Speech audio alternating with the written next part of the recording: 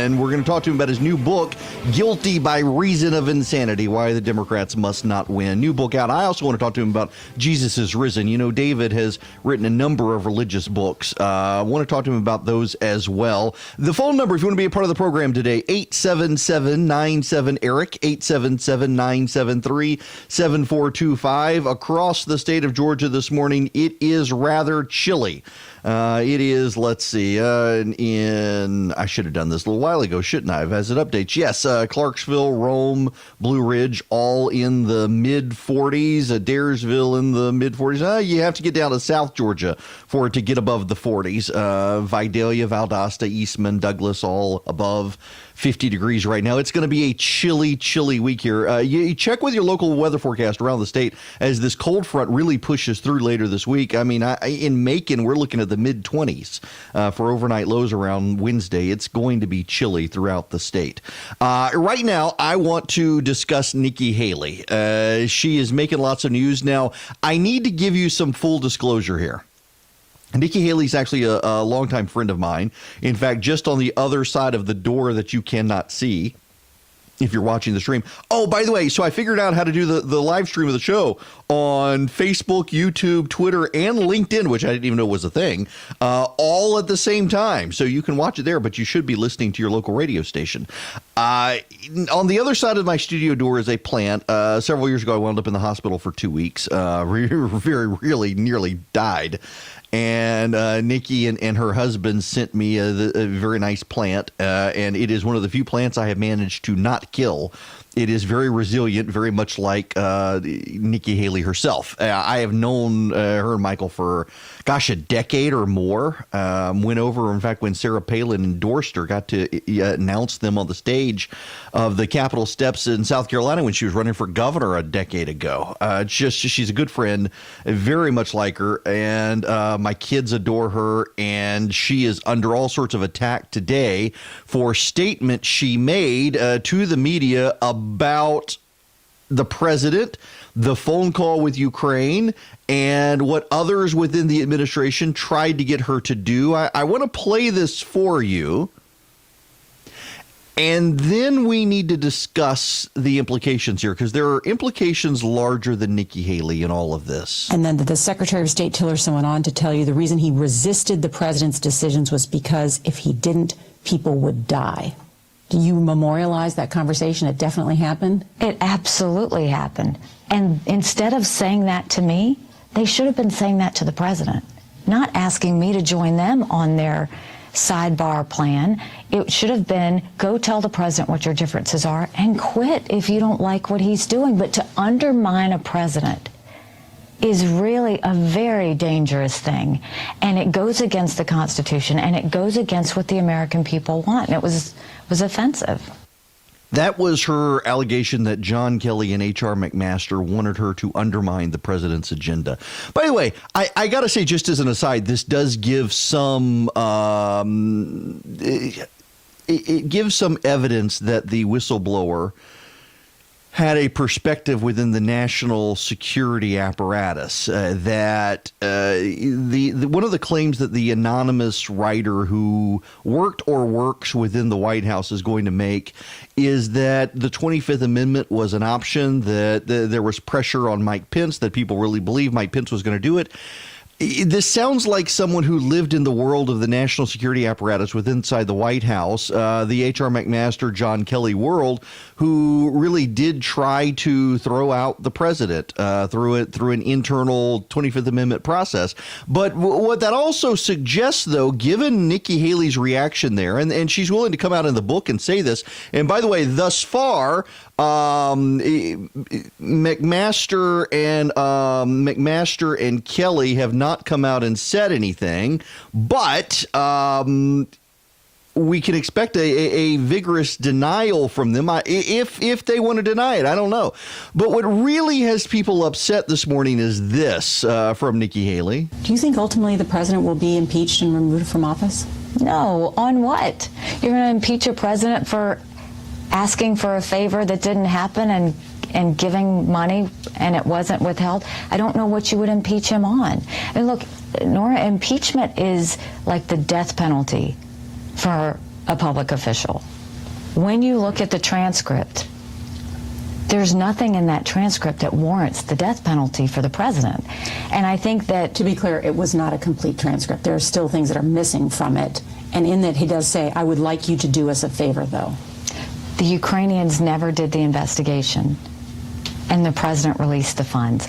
I mean, when you look at those, there's just nothing impeachable there. And more than that, I think the biggest thing that bothers me is the American people should decide this. Why do we have a bunch of people in Congress making this decision?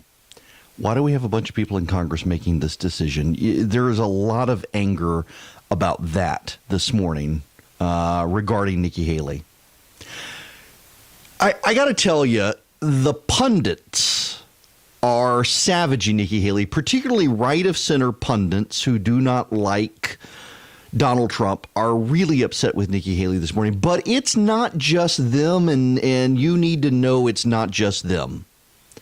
It is also right-of-center pundits and the Twitterati who love Donald Trump and resent Nikki Haley because she wasn't on board in the primary. It is a no-win situation for people like Nikki Haley when the pundits want purity. You know, so I find myself, if you know anything about me, let me give you a little bit of background here, because I realize I've only been on air with most of you for a few months. Back in 2004, some friends of mine started redstate.com. They brought me on board. It was redstate.org. We changed it to redstate.com. I took over the helm of Red State very early on. We grew it into the most influential right-of-center blog on Capitol Hill. Everybody read us. The Bush administration would come in and push back. And over the years, I helped run a number of insurgent campaigns for office through the pages of Red State, pushing candidates. For example, Mike Lee, Marco Rubio, Ted Cruz, Nikki Haley, Rand Paul, and others. And I have always been savaged, including internally by the parent company that owned Red State, always savaged by people for being all about purity. I was too pure. And it wasn't an issue of being too pure in my mind. It was an issue of getting these guys to keep their promises. They say they're the party of smaller government. They should be the party of smaller government. So I, as the guy who for years have been savaged, including by folks close to Mitch McConnell, he and I have a love-hate relationship. We love to hate each other. I've been a savage for years for purity by a lot of people in politics, and here I find myself laughing at the purity demanded by the Twitterati, and I use Twitterati specifically because it is people with access to Twitter who are complaining about Nikki Haley. I want to give you a snapshot of this. In fact, easy to access for yourself, so you can see it all for yourself at theresurgent.com. I left Red State a few years ago, started The Resurgent, and I put up a piece. It's got a screenshot of two separate tweets, one from someone on the right who loves Donald Trump, one from someone on the right who hates Donald Trump, and they're both talking about Nikki Haley. The first tweet is Rich Higgins. He worked inside the White House for a while. Someone says, my apologies, but please do share why you have such animus for Nikki Haley. And he replies, Afghanistan, Syria, Iran, Venezuela, Korea, immigration, and on. She is not MAGA. And then Marshall Power Locke, who also, he is right of center, but does not like the president. He would be, I guess you'd classify him as never Trump. He says, as William Rusher said, politicians will always disappoint you. Yes, Nikki Haley has done damage to her reputation.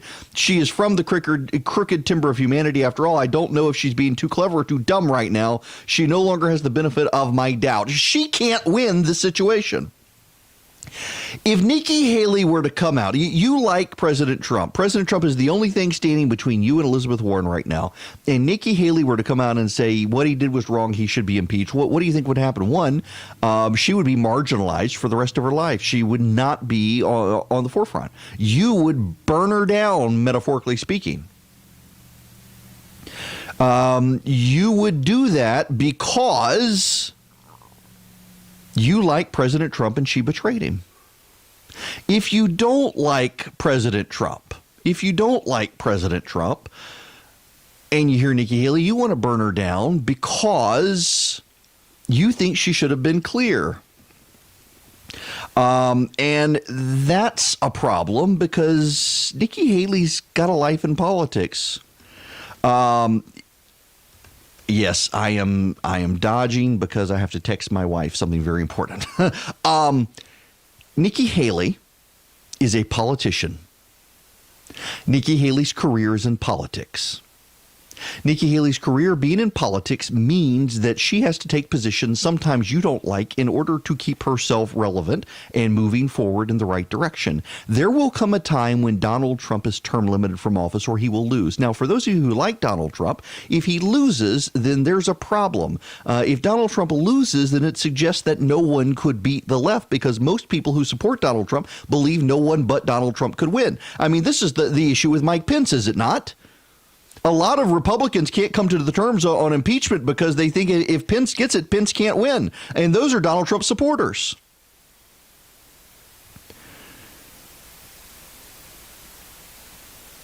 And then there are those who don't like Donald Trump.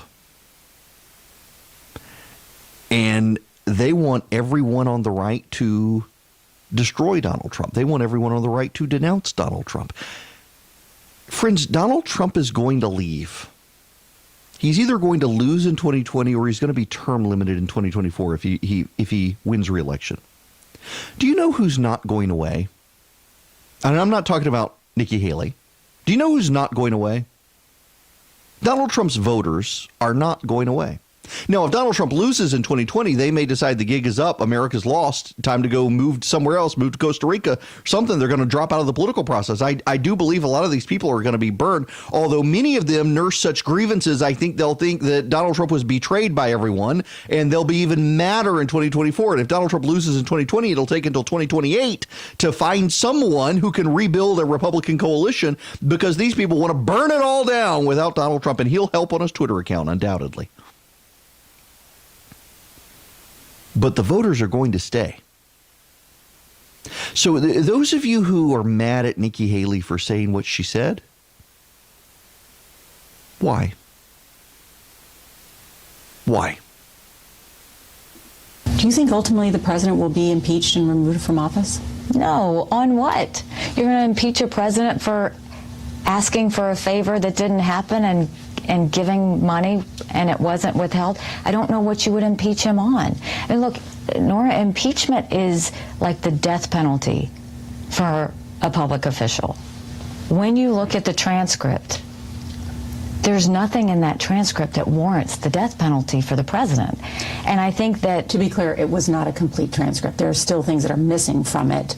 And in that he does say, I would like you to do us a favor, though. the Ukrainians never did the investigation. And the president released the funds. I mean, when you look at those, there's just nothing impeachable there. And I'll stop it there. Those of you who want the president impeached and are mad at Nikki Haley, you never wanted the president elected anyway. You didn't. And not only did you not want the president elected anyway, and by the way, I was with you at the time. I didn't want him elected. But I've come to terms with the fact that I got the election wrong. He's done more for me and for conservatives than I thought he would. I've got serious issues with his character, but given him or Elizabeth Warren, I'm taking him any day of the week. But you haven't. And you're angry. You're angry at people like me for saying, you know what, don't particularly care for the guy, but him or the Democrats, I'll go with him. And you're upset. You're willing to sit on the sidelines. But the problem is that you're willing to take out everyone else as well and make them sit on the sidelines, whether they want to or not. You don't want to be a part of the fight, and you're pissed off. They're still part of the fight. They're trying to find ways to navigate. Every single American right now is muddling through. None of us have lived in a political age like we're living in right now. For you to decide that you are the moral authority who will decide that these politicians must say exactly what you want or else, when that means that their career will be over, who are you going to have left after Donald Trump is gone? Donald Trump Jr., Eric Trump, Matt Gaetz, who? Some people look at the world differently from you and decide, you know what? We got to have some people out there who they're the closest we can get to the old normal. The old normal many of us want to go back to. But to do that, they still have to maintain some allegiance to the president, not because of the president, because of his voters. Nikki Haley can't win on either side. Trump's voters hate her because they remember the primary. And right after the election, Nikki Haley said things that they took as criticism of the president. And the cultists out there, and there are people in a cult of personality regarding Obama and Trump and others, but the people in the Trump cult, they still to this day will not forgive Nikki Haley for criticizing President Trump on the campaign trail and right after he won his election. Remember, after he won, Nikki Haley said things that were critical. While she was his UN ambassador, she said things that were perceived as critical. And these people believe she is disloyal to him. You believe she's disloyal to the Constitution. She can't win. And those of you who don't like the president, you're making it harder for anyone on the right. Because there will be those, you know who they are, within the president's cult of personality who will show no grace to anyone. When the president leaves, they will immediately go to Donald Trump Jr. They will. The question is, are you going to open a space for people who don't necessarily agree with the president, but understand they still need to build a coalition with part of his base? And right now, it seems like a lot of you aren't. That's going to be a problem. That's going to be a serious problem moving forward. If you can't let some of these politicians be, and you denounce them every time they say something that disappoints you. Now, listen, we all got to have a lot more grace these days in politics, particularly on the right. Those of you particularly who don't care for the president, if you're going to burn them all down and show no grace to any of them, you're going to have no party. None. No one will fit the bill for you except people who possibly cannot win. Honest news and conservative views. Never separated from the truth. It's the Erick Erickson Show.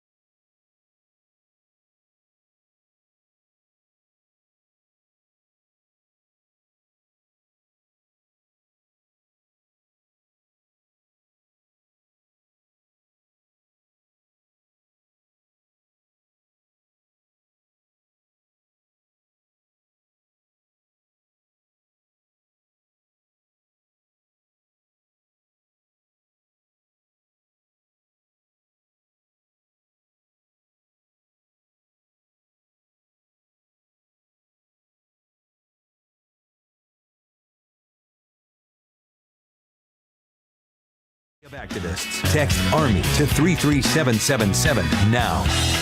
Coming up at the bottom of the hour, David Limbaugh will be joining me right now, though, and we'll take your phone calls on Nikki Haley. The phone number is 877-97-ERIC, 877-973-7425. You know, Democrats are having their own purity test right now. A lot of Democrats now started to come out and say they're unhappy with Mike Bloomberg. Now, for perspective, this is several weeks into the "our candidates suck" narrative.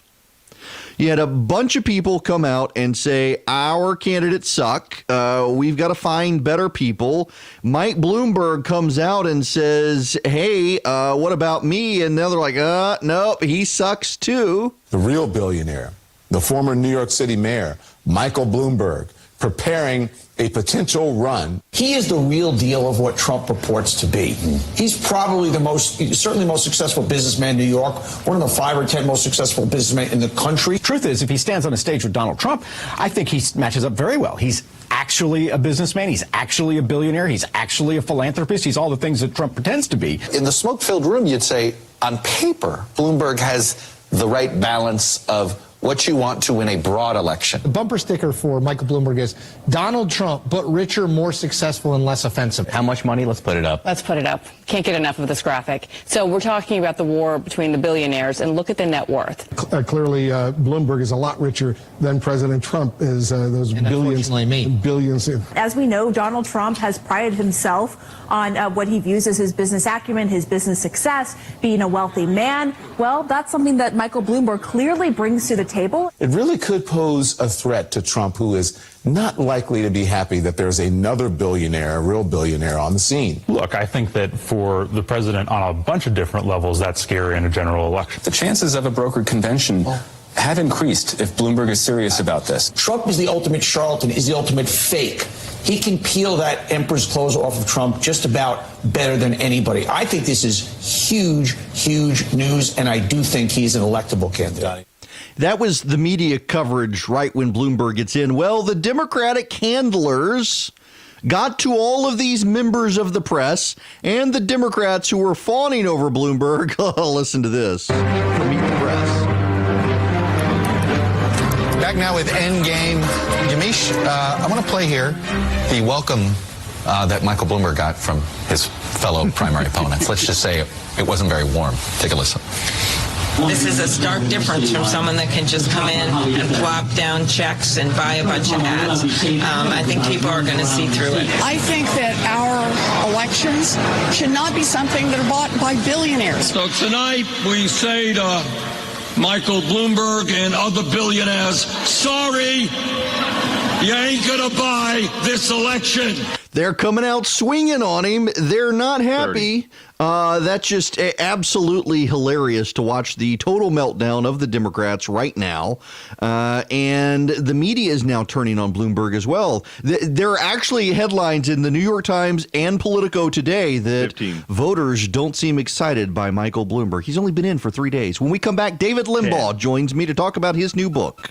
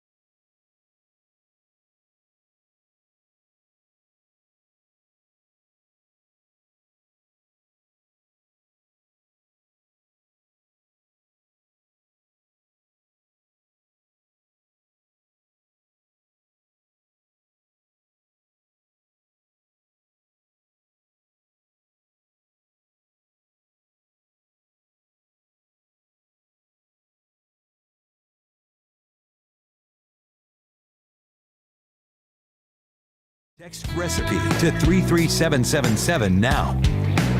Well, I said David was going to be joining me. He has not yet called in. He's calling in to us.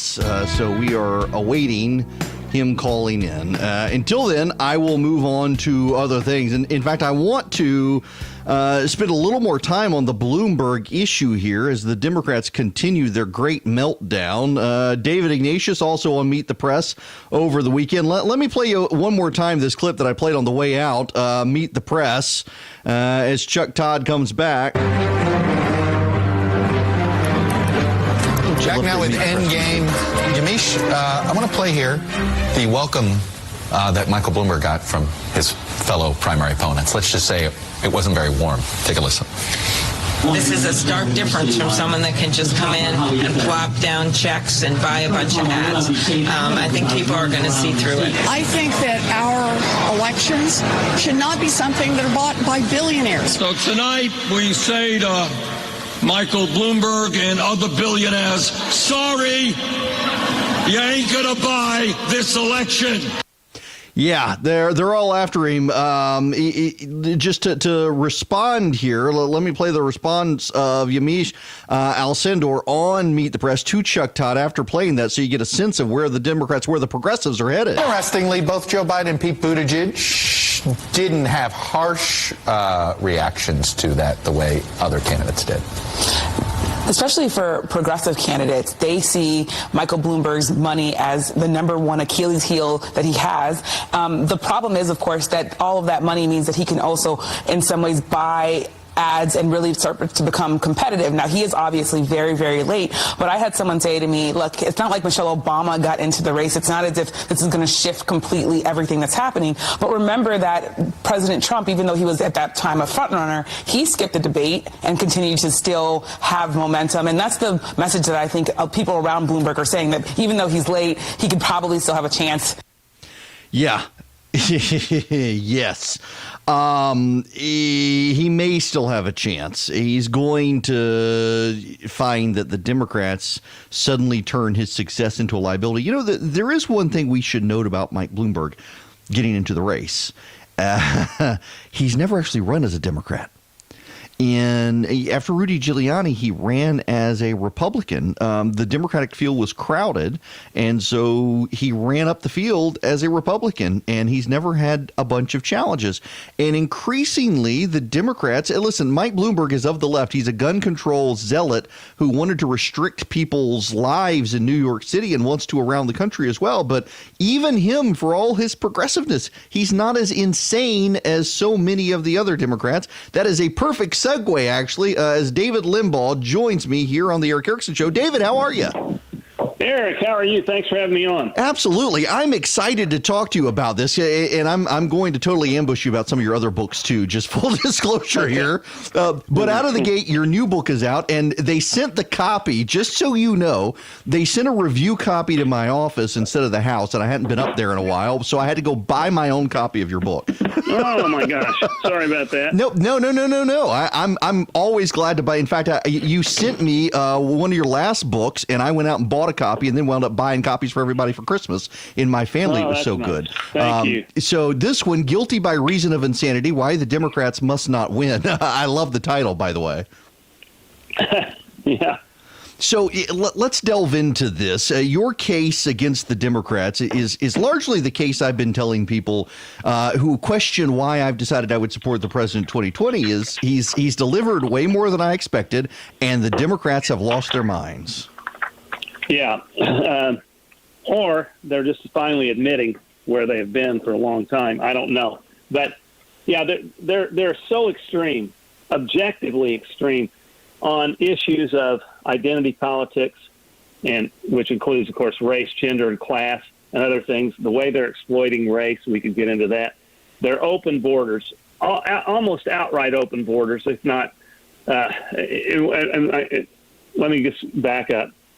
Open borders, abortion on demand through the point of birth and beyond. They're outright now socialists, many of them. I mean, the main Democrats running are openly socialist. Now, some, like Elizabeth Warren, will pretend she's not a socialist and then proceed to prove that she's even more socialistic than Bernie Sanders when you examine her absurd, unsustainable, fantastical programs. And they're authoritarian, they're intolerant. It's really what I've said to people is if the Democrats seize control of, and it's an appropriate term, seize in our constitutional republic for their mentality, if they seize control of the two political branches in 2020, I don't think our kids will enjoy the same America that you and I grew up with. Now, I know I've kind of said that all along. Every election is the most important. I do think every election up to this point has been the most important, but now it's a crescendo, it's a climax.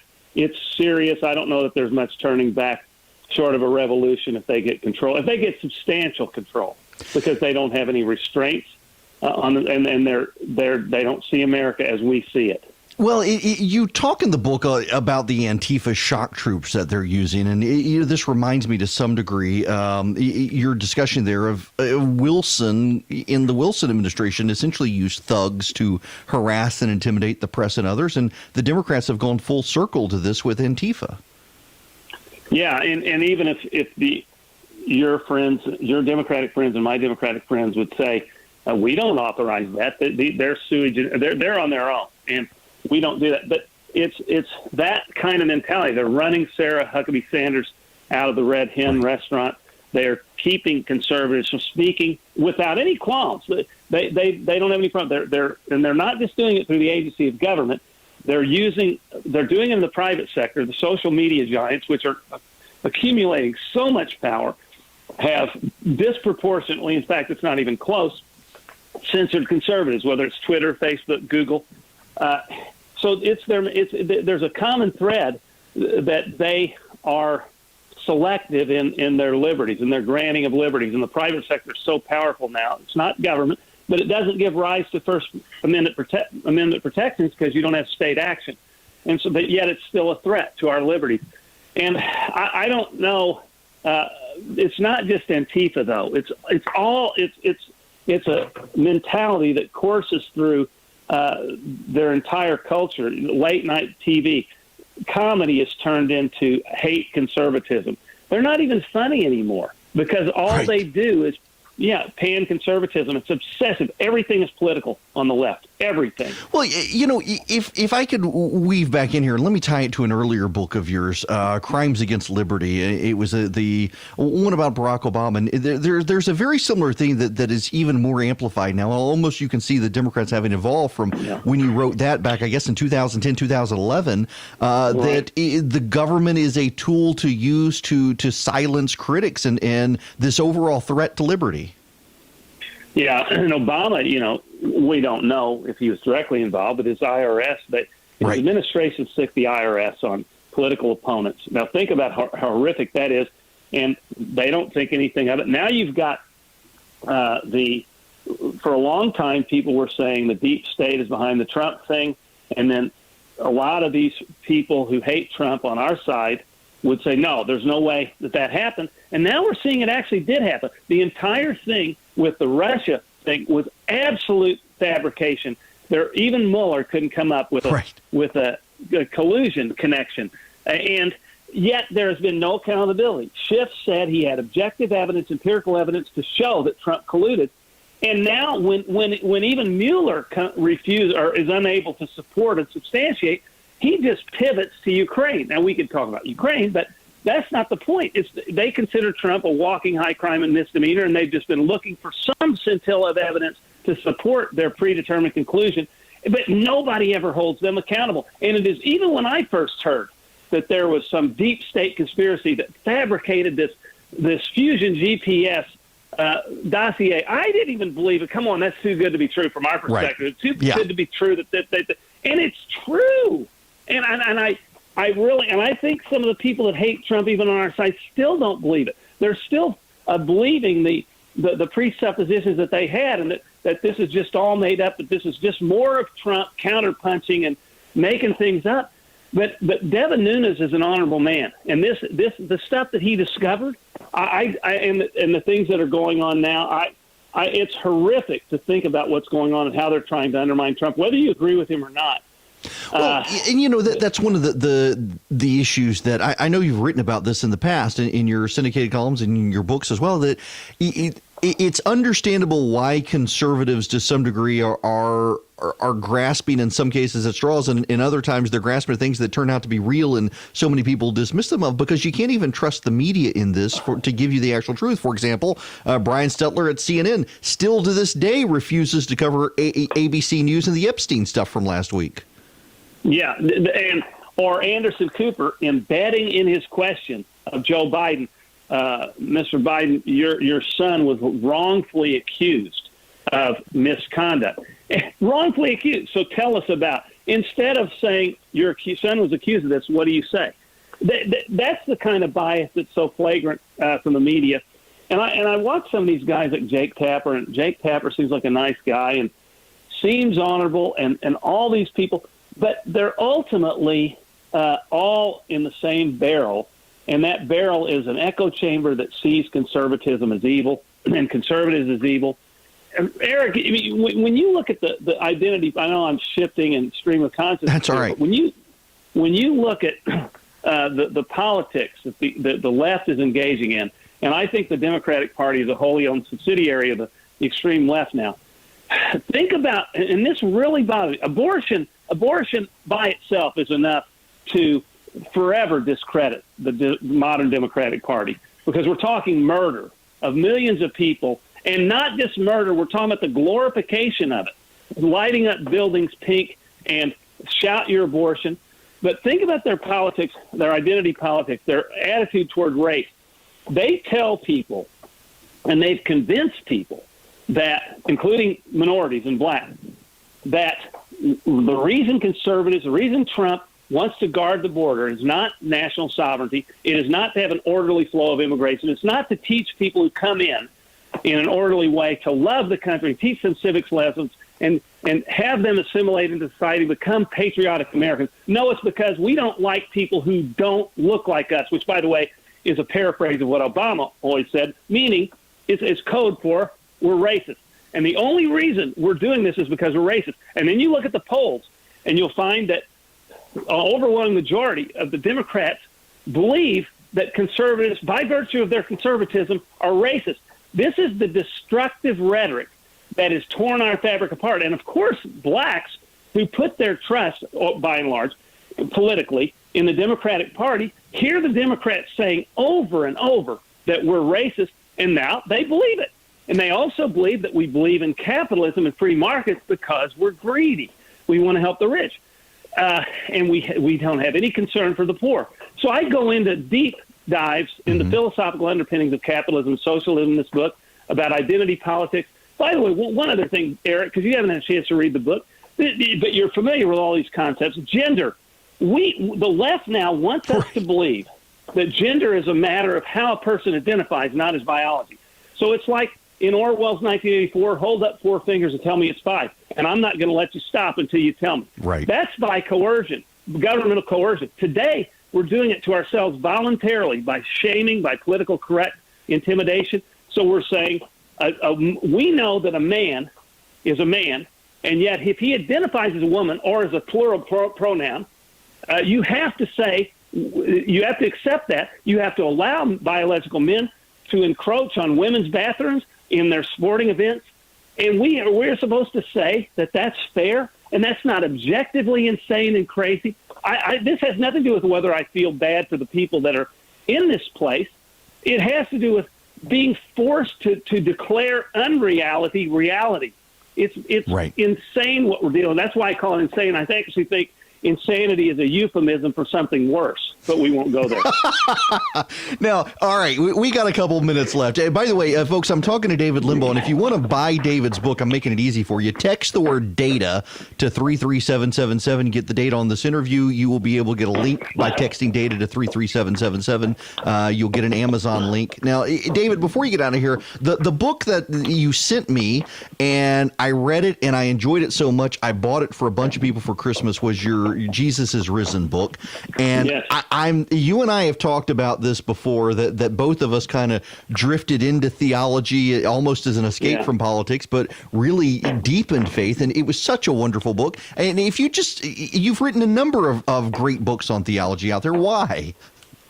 Yeah, it's interesting. Well, partially because I became a believer in my adult years, probably in my late 30s. I don't know. I can't pinpoint.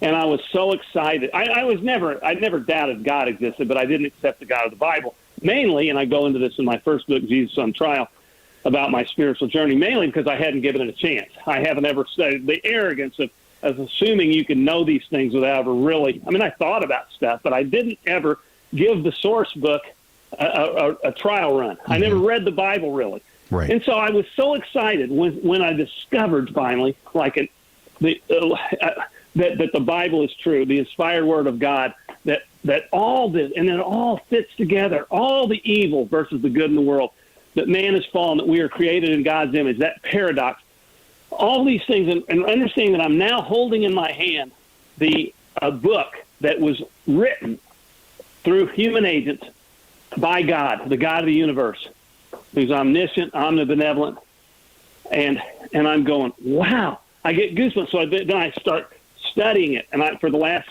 25 to 30 years, I've been studying it, and I've wanted to share with other people what I've discovered. Not that it's any news to many people, but there are a lot of people, Eric, that were where I was, that didn't give it a chance, that were skeptical, that have problems with Christianity, with an all-loving and omnipotent God allowing suffering in the world. I wanted to address all those issues.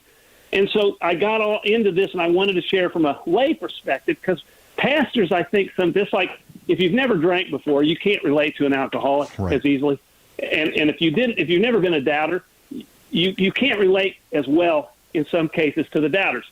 So I started that way, and then I've gotten so much into the Bible and theology that I wanted to share and make it kind of accessible for laymen. Well, I'm sorry if this disjointed answer. No, that's fine. I thoroughly have enjoyed. I have read every single one of those books, and I have given them as gifts to people, largely people who are doubters, and they're tremendous, and I'm looking forward to diving into the latest as well. I promise I will read it and we'll write about it as well, but I'm delighted that you're able to join me here this morning too, David. Eric, you've been a great friend, and I really always appreciated your principled stands, and I love that you sent me the Bible in the without the verses. I don't know what you call that Bible. What do you call it? You know, I honestly I forget the name of it, but it was a Kickstarter project, and I just love the idea of reading it as it was intended. Yeah, that was so cool, and thanks for giving me the time on your show today, and we can catch up later. So much we could talk about it. I love this, but thank you so much. Thank you. David Limbaugh, everyone. You can text the word data to 33777, data, D-A-T-A, to 33777. I'll give you a link back to the Amazon, to David's book if you want to order it. The book right now out is Guilty by Reason of Insanity, Why the Democrats Must Not Win, and there are links to his related books in there, including for Christmas, it was such a great gift, Jesus is Risen. It was such a good book. Well connected and well respected. It's Erick Erickson, live every week.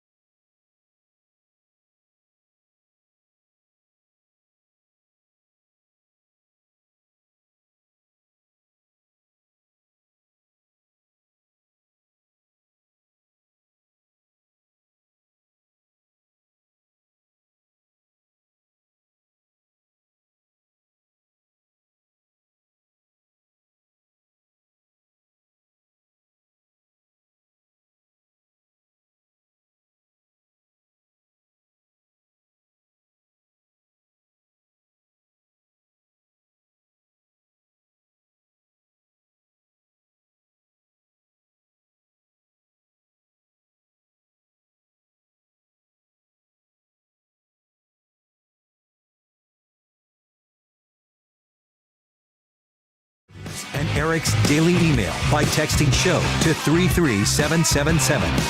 You can text SHOW to 33777. That'll sign you up for the daily email, among other things. But if you just want a link to David Limbaugh's new book, Guilty by Reason of Insanity, text the word data to 33777. I've got that keyword set up as we have interviews with candidates, and you want to you get more data on them, you want to get more data on David Limbaugh and his book, you can text the word data to 33777. So, one of the things that we talked about in our interview was how everything is politicized these days, and the left uses politics so much. And there's a lot of disappointment out there on the Amazon Jack Ryan series, which is based on Tom Clancy, and they kind of made Jack Ryan more awesome than he is. I mean, Jack Ryan is an awesome character in the Tom Clancy books. If you've never read The Hunt for Red October, for example, Clear and Present Danger, they were some of the books I grew up with. Really good books about CIA analyst Jack Ryan, and they've turned him on Amazon into a character. And John Kraszewski, what's his name? I can't remember. Anyway, Krasinski, and Kraszewski, isn't that a general? Anyway, and this season, now full disclosure, I haven't seen this season, but I got a lot of friends of mine who love Jack Ryan, and they love Tom Clancy, and they are bitterly disappointed because the first season was attacked by people fairly universally on the left as being too conservative oriented.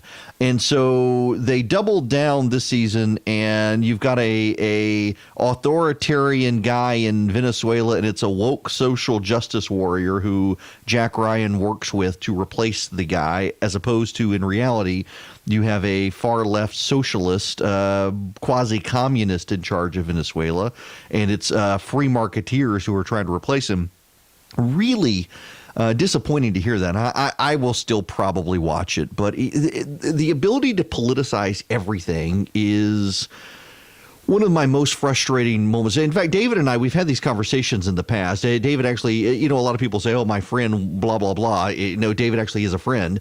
And we've had this conversation in the past where as politics in this country got as nasty as it's gotten, we've moved more and more towards focusing on faith. And frankly, I think I see so many people of faith gravitating towards politics these days that it's a refreshing thing to see someone like David Limbaugh, Rush's brother, out there with books like Jesus is Risen and Jesus on Trial and Jesus in the Gospels and Jesus in the Old Testament.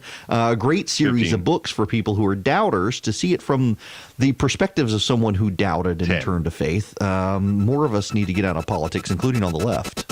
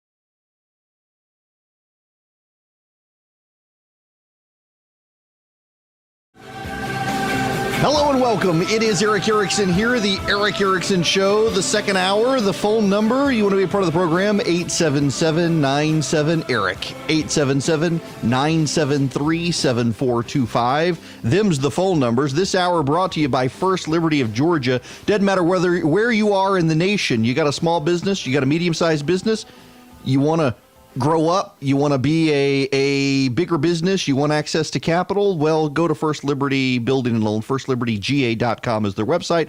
The Frost family will be happy to help you, and they can help you get access to loans without the bank bureaucracy. Good people, great company. FirstLibertyGA.com is their website. Thanks to them for sponsoring this hour of the program. Last hour, I interviewed David Limbaugh about his new book, Guilty by Reason of Insanity, How the Democrats Must Not Win. David has been he's been a friend of mine for a while, and it was great to talk to him. If you want a copy of his book, I'll make it easy for you. Text the word data, D-A-T-A, to 33777, and I will send you back by text a link to David's book on Amazon so you can buy it. And frankly, if you use that link, it helps support the show as well. Doesn't charge you extra, but Amazon gives those referral link commission things. So text data to 33777. The president was in Atlanta on Friday. Man, traffic was bad on Friday in Atlanta. Y'all, it was horrible. I happened to get there, get to my station in Atlanta. I had to broadcast from up there because I had to give a speech to the Georgia Association of College Republicans on Friday night. And I happened to timed it perfectly to be able to get up there before the motorcade went through, but it was horrible. And I got to the station. I had to take back roads to get into the station. I couldn't go up Peachtree Street in Atlanta because traffic was backed up so bad. The president was doing a fundraiser for David Perdue at the Whitney Hotel in Buckhead across from Lenox Mall, and then went down to the Georgia World Congress Center. They got a small room. I can tell you now what I couldn't tell you on Friday. There was so much embargoed about the event Friday morning when I was on air with you that they didn't know how many people were going to show up.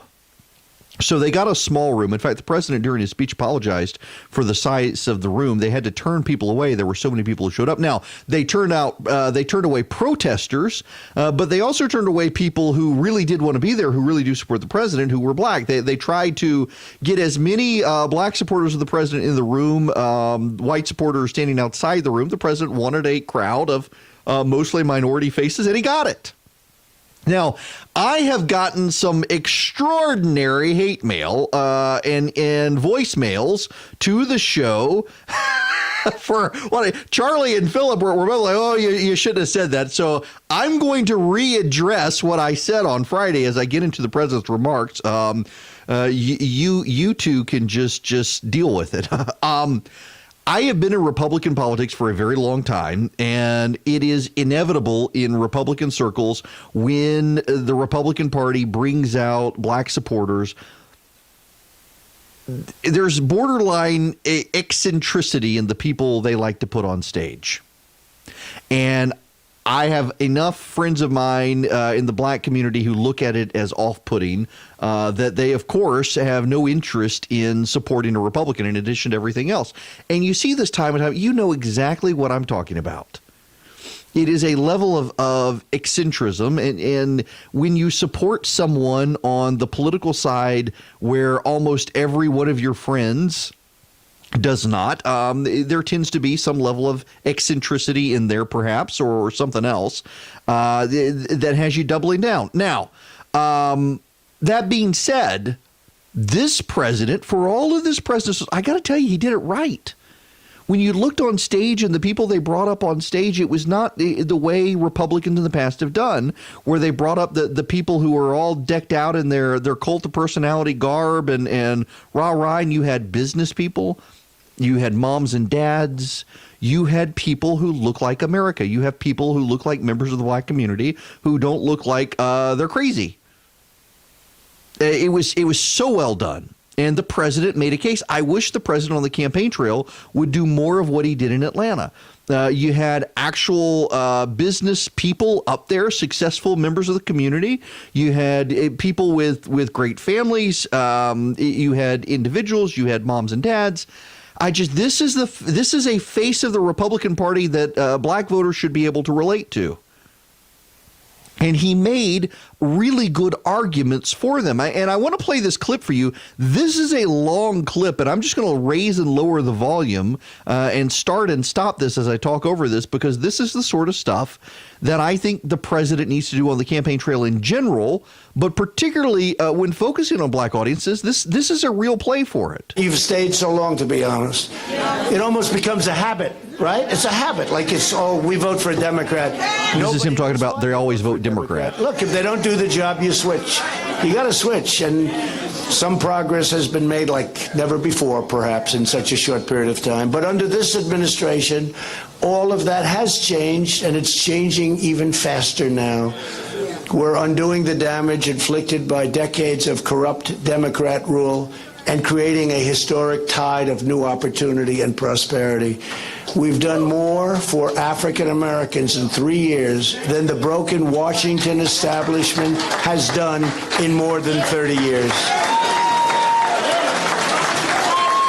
We've created 6.7 million new jobs since the election, a number that, if I would have said that to the fake news media back there, look at all those cameras. If I would have said that, now if I would have said that during the campaign, I would have been excoriated. They would have gone wild. How dare he make 6.7 million new jobs? Think of that. Since the election. Last month, the African American unemployment rate reached the lowest level ever recorded in the history of our country. I'll keep playing this, but more of this, please.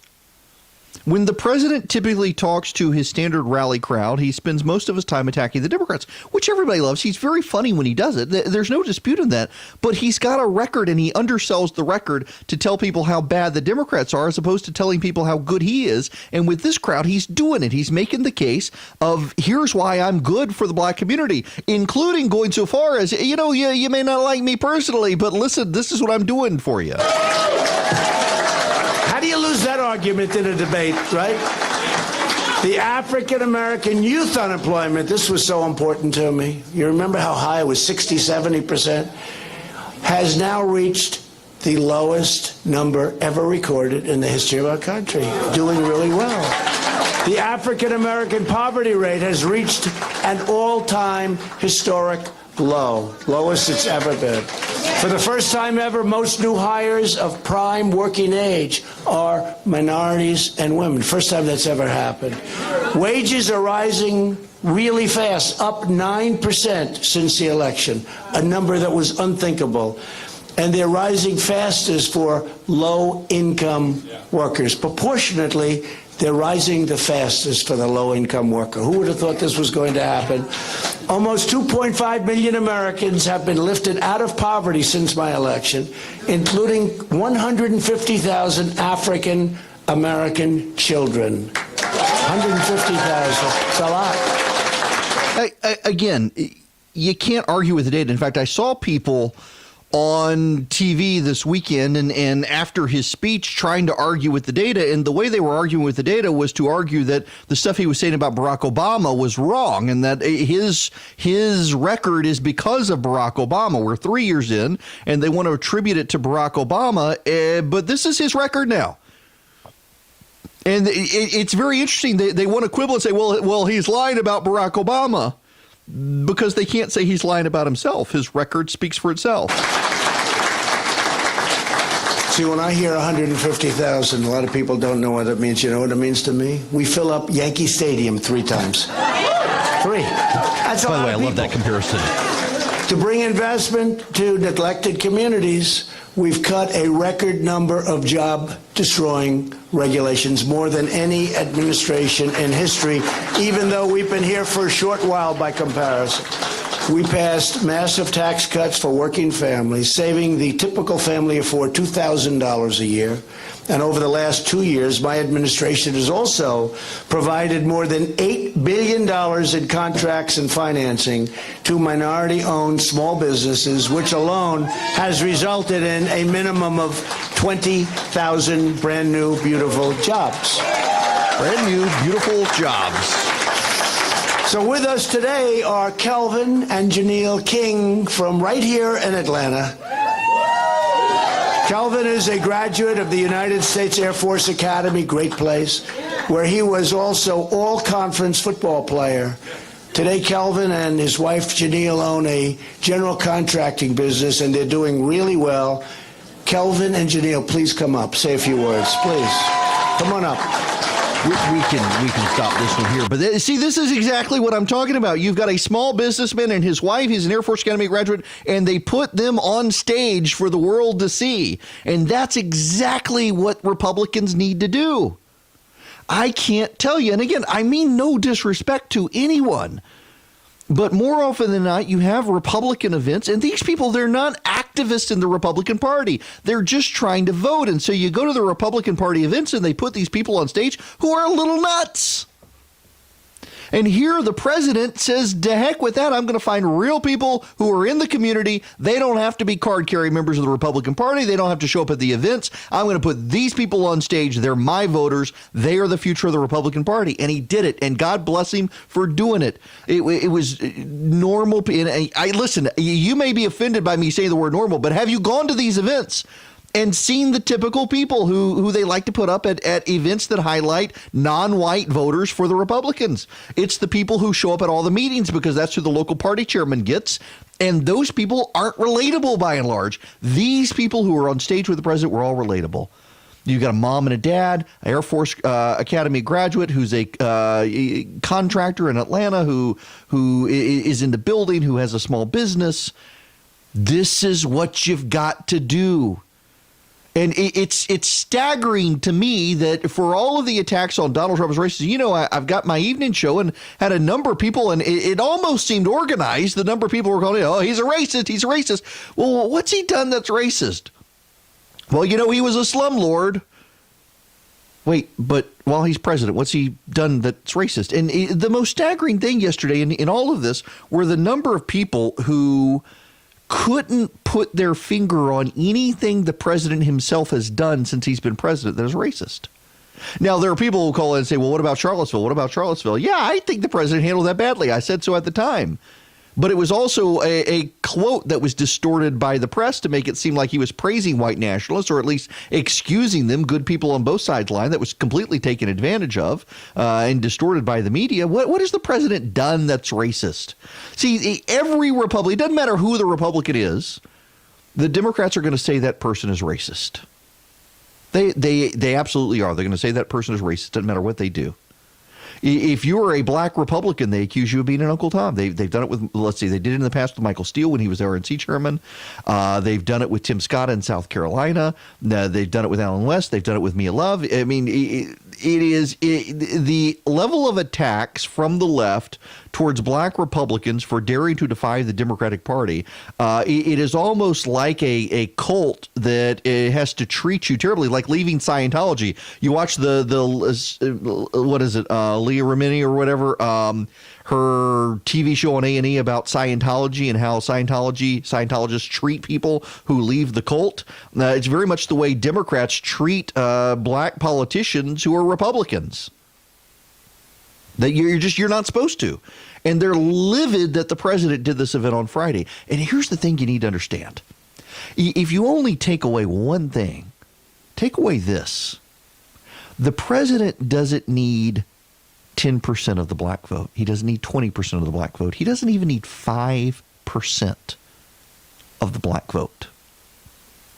If he gets 1 or 2 more percent, the president begins to build up a cushion for himself with other voters. He doesn't need a huge number of new voters. He doesn't. He really does not. And so for Democrats outraged, oh, you're never going to get Democrats to go along. You're never going to get black voters to do this. You're not going to get any support from the black community. He only needs 100,000, 150,000, 200,000, and that's totally doable. He got more black voters than Mitt Romney got. He only needs he needs a few 100,000 more to really make a cushion for himself, and he could do that. It doesn't matter whether you're a Democrat or a Republican, and it doesn't matter whether you say Barack Obama started it. The reality is that under the Trump administration, the black community is more fully employed than ever before. Young black men are getting out of jail because of criminal justice reform. You've got jobs. You've got families being put back together as people get out of jail. You've got all of these indicators that there is new success that there has not been. And it's Donald Trump who's in office right now, not Barack Obama, not George W. Bush, not Bill Clinton. It's Donald Trump.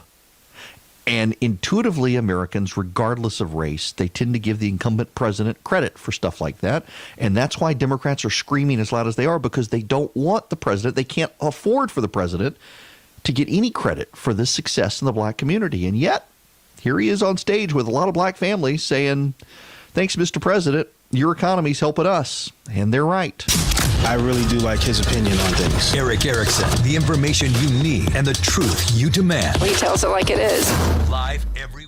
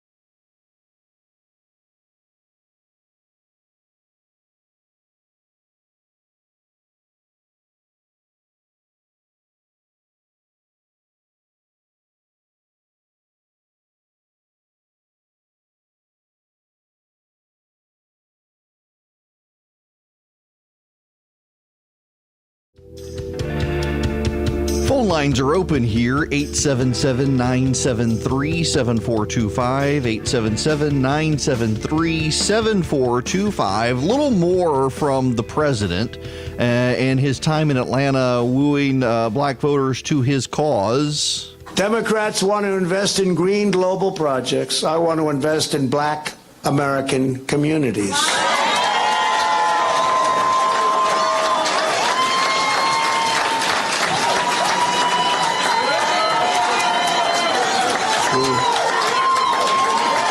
true. And the crowd begins to chant 4 more years over the president, saying, you know, it's a good line. And that's what drives you. You can tell the good lines because they drive Democrats insane, and that drove Democrats insane on Friday. To revitalize distressed neighborhoods, we created 9,000 opportunity zones. Tim Scott of South Carolina was incredible on that, including 26 right here in Atlanta. 8 million African Americans live in opportunity zones, yet every Democrat voted against giving these black citizens the future they deserve. The Republicans got it passed. Not easy. We had no votes from Democrats. And now the Democrats are saying we made a big mistake, but they're never going to admit that publicly, I can guarantee you. But they were totally against it. They were. Now, opportunity zones are areas where you get taxable benefit for employing people and building businesses. A lot of small businesses move into those opportunity zones. Tim Scott has been a big believer. Tim Scott, the senator from South Carolina. You know, that's one of the things I think people miss here. Let me focus for just a second on Tim Scott. Good man. Man, if you go to YouTube to the Resurgence page, or to my page at the youtube.com/EW Erickson, you will find my interview with Tim Scott from the Resurgent Gathering this past August. Man, that guy is incredible. He's just a fascinating guy, and people don't realize he got elected as a congressman from Charleston, South Carolina. He represented Fort Sumter, the first black man to represent the area where the Civil War started. And he's a Republican. And he's gotten elected to the United States Senate. He's an incredible person. He's a wonderful person. He grounded in faith. Now he doesn't plan on running again. He's term limiting himself, but he's been big on self-empowerment. That all you need is the government to get out of the way, and you and Jesus can take care of yourself. And he's an incredible person.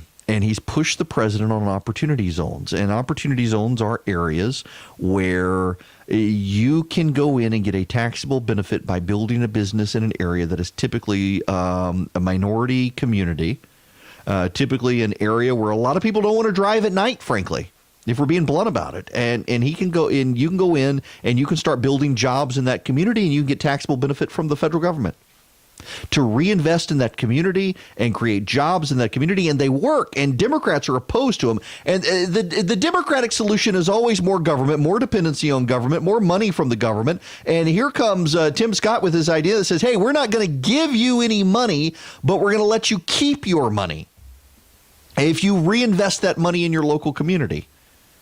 And it works. It works. Opportunity zones work. There's no dispute that opportunity zones work. And Democrats kill them constantly. They try to kill them constantly. And the reason they try to kill them constantly is because they don't want people to see that there is a workable alternative other than federal dependency. And that sort of stuff matters. It matters in real ways to real people across the board. Now, when we come back, we do need to talk about Veterans Day, and we also need to talk about South Georgia and the farmers down there who have been waiting on money.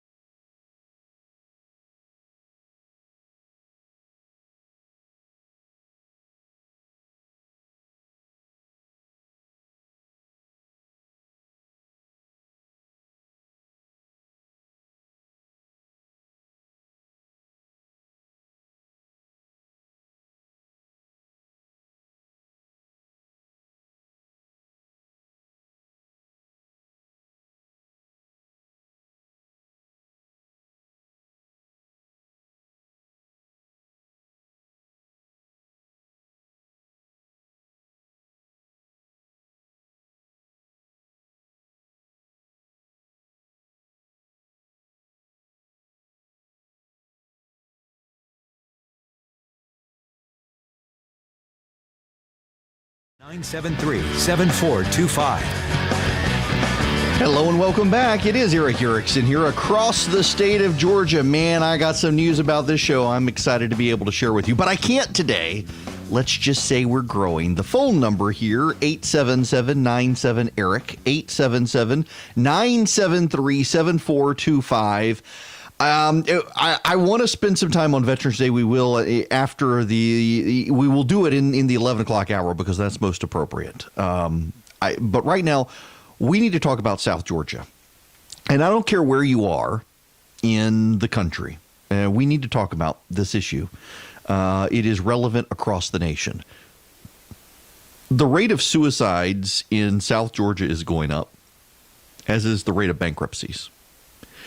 And it is overwhelmingly farmers who are having problems. It is overwhelmingly farmers who are depressed. It is overwhelmingly farmers who feel underwater. It is overwhelmingly farmers who they can't get back on their feet. Hurricane Michael was devastating to them. Hurricane Florence as well had impacts. And they haven't gotten federal recovery money. These people pay taxes. Part of taxes go towards dollars for FEMA, go towards dollars for aid, go towards dollars for recovery, and Congress approved the money. You have the Secretary of Agriculture is the former Republican governor, and even he has been stymied by both a congressional apparatus and a bureaucratic system that has made it very difficult to get money to farmers. On top of that, if you don't live in Georgia, you don't appreciate that the southeast of the United States is in water wars territory that's been so familiar out west. And it has everything to do with the growth of the metropolitan Atlanta area. Metro Atlanta and Charlotte are both major hubs now. Atlanta outpacing Charlotte in growth, and that requires more and more water. The Atlanta area, because the Atlanta area has gotten so big and sprawling, is water starved, even though it has a vast array of lakes. Georgia has no major natural lakes. Every lake in Georgia is man-made, which I did not realize. Now, I'm not talking small ponds and things like that, but the big lakes, they're all man-made, mostly Georgia Power. Some of them, the Army Corps of Engineers, designed for power, designed for water. Well, the water from Lake Lanier flows south through the Chattahoochee. The Chattahoochee goes down to goes down to Florida. It meets with the Flint River. It pours out the Apalachicola, and it feeds the oysters in the bay there in Florida.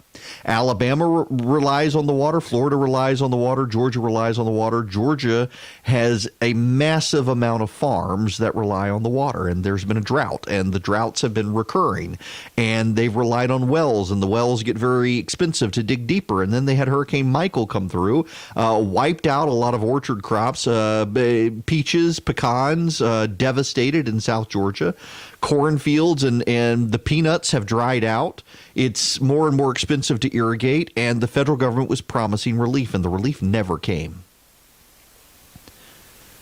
The relief never came because it took Congress a long time to pass the relief. I've got some friends in Congress, full disclosure, and I supported their efforts. My buddy Chip Roy from Austin, Texas, a good friend of mine. He's been on the show, long-time friend of mine. He blocked the unanimous consent to get the money passed a while back, and he did so because he didn't think Congress was passing a big spending package and running out the door, and no one had seen it. And he wanted to have a chance to see it. And so he objected to forced discussions. He was excoriated by a lot of friends of mine in Georgia for doing so. But I think he was right. It's not that he opposed the money. He ultimately supported the package. But he thought we needed to see what all was in the package as opposed to rushing it out the door sight unseen. And he was right to do so now that we know that some of the stuff that was in there, and by the way, a lot of the stuff in there caused the money to be held up. But it was passed sight unseen. Many of the farmers in South Georgia, North Florida, and Lower Alabama have not gotten the money that the federal government said they would give them. And many of them have had to file bankruptcy waiting for the money. It is a situation that does not get national coverage. It reminds me very much. Do you recall it was Barack Obama was president, may have been 5 or 6 years ago. There was massive flooding in the Nashville area. The Cumberland River spilled out of its banks. Downtown Nashville, the Gaylord, the Opryland Hotel was underwater. I mean, it just devastating flooding.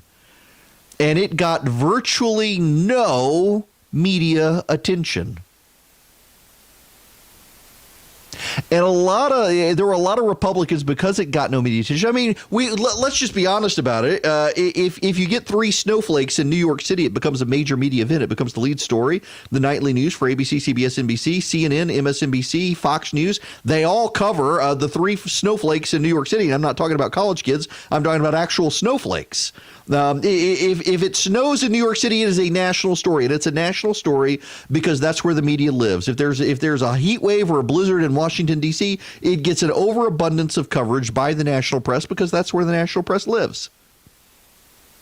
You have massive flooding in the Nashville metropolitan area. Roads wash away, bridges wash away, homes wash away. Major tourist attractions are underwater, and nothing. The media doesn't pay attention to it. And the media didn't pay attention to it in large part because the media doesn't live there. They have no vested interest there. It's not their viewers who live there. And so people don't know what happened. Again, the bias of the media more often than not is not what they cover, but what they don't cover. And here, 2 hours south of me, on the Florida line in southwest Georgia, in the Bainbridge area, the Daugherty County area, the Thomas County area, Thomasville, even Americus, there's just still devastation. You go down there, and there are still blue tarps on roofs. The hurricane was more than a year ago, and there are still people who can't get their roofs fixed because the federal disaster relief money hadn't flowed to them yet. There are fields. In fact, I drove down there. My wife has a Harley. My wife loves to ride her Harley. It's her therapy, her well check, I guess you could say. From after she got diagnosed with cancer, she pulled the I've got cancer card. She made me buy her a motorcycle, and we'll drive down there occasionally. I'll take the kids in my car. We'll go down to Montezuma. There's a great farmer's market, Brown's Farmer's Market in Montezuma. It is, I mean, the place is incredible. The amount of produce they have at this farmer's market is just amazing. And you go past the pecan orchards, you go past the peach orchards, you go past the pecan, the peanut fields, you go past the cotton fields, there are tomato fields and corn fields. We drove past, there was one farm, and every other pecan tree was overturned, ripped out of the ground and overturned. It takes years to plant a new tree to get the crop going. They hadn't even cleared out the pecan trees. Now, this would have been in August, so not quite a year from Hurricane Michael, but close to it. It was devastating. And those people haven't gotten funding. They haven't gotten money. They haven't gotten what was promised them. And the farmers are going bankrupt. Some of them are committing suicide, and you don't hear about it on the national news. Thankfully, the money is beginning to flow. Slowly but surely, Sonny Perdue is doing what he can. What's so interesting here is that it hasn't flowed yet, and it hasn't flowed because of computer systems. And Sonny Perdue and the Trump administration are getting a lot of fault for this, but it was prior administrations. They started looking during the Bush administration at upgrading computers and information within the Department of Agriculture. They continued through the Obama administration and made final approvals. It's being implemented now, but it's causing all sorts of problems.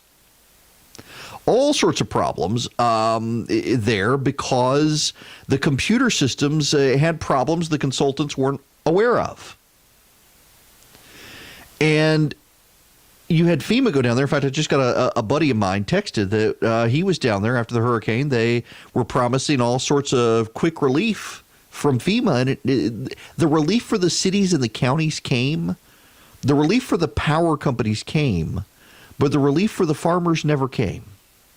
And most of them, there's still $800 million outstanding. $800 million outstanding.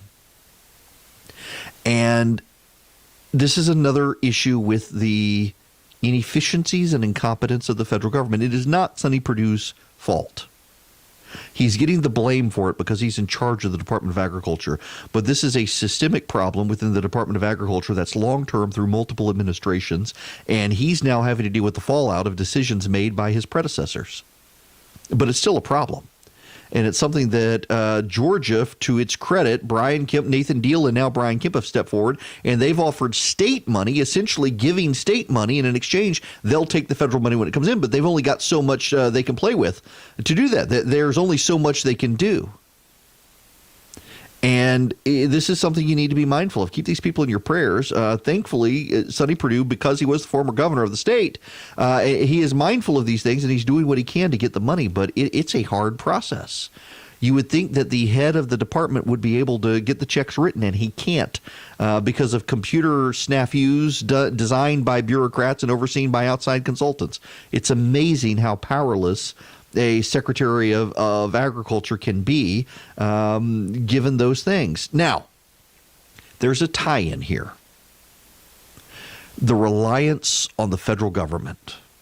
Now, listen, you can only go so far with this because we're talking about natural disaster, and FEMA and the federal government makes promises. Your taxpayers go to a pool of money that can then be given to people in natural disaster, and we as a people should want to help other people in natural disaster. I'm not so libertarian that I think the government should not help our fellow citizens when it comes to natural disaster, but I am conservative enough to think that we have done a good job in this country of undermining local groups who could help. We've undermined local groups who could play a role. And it's something we as a people need to consider. And frankly, I think Republicans, because Democrats would never do it, Republicans need to work very hard to oversee, overcome, overcorrect. I mean, there would have to be an overcorrection to a degree just to get to the correction. People's faith in local institutions, churches need to step up.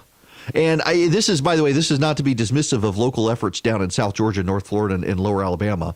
A lot of churches have taken care of a lot of people in those areas.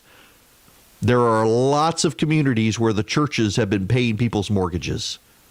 There are lots of communities where the churches have been buying people new tractors.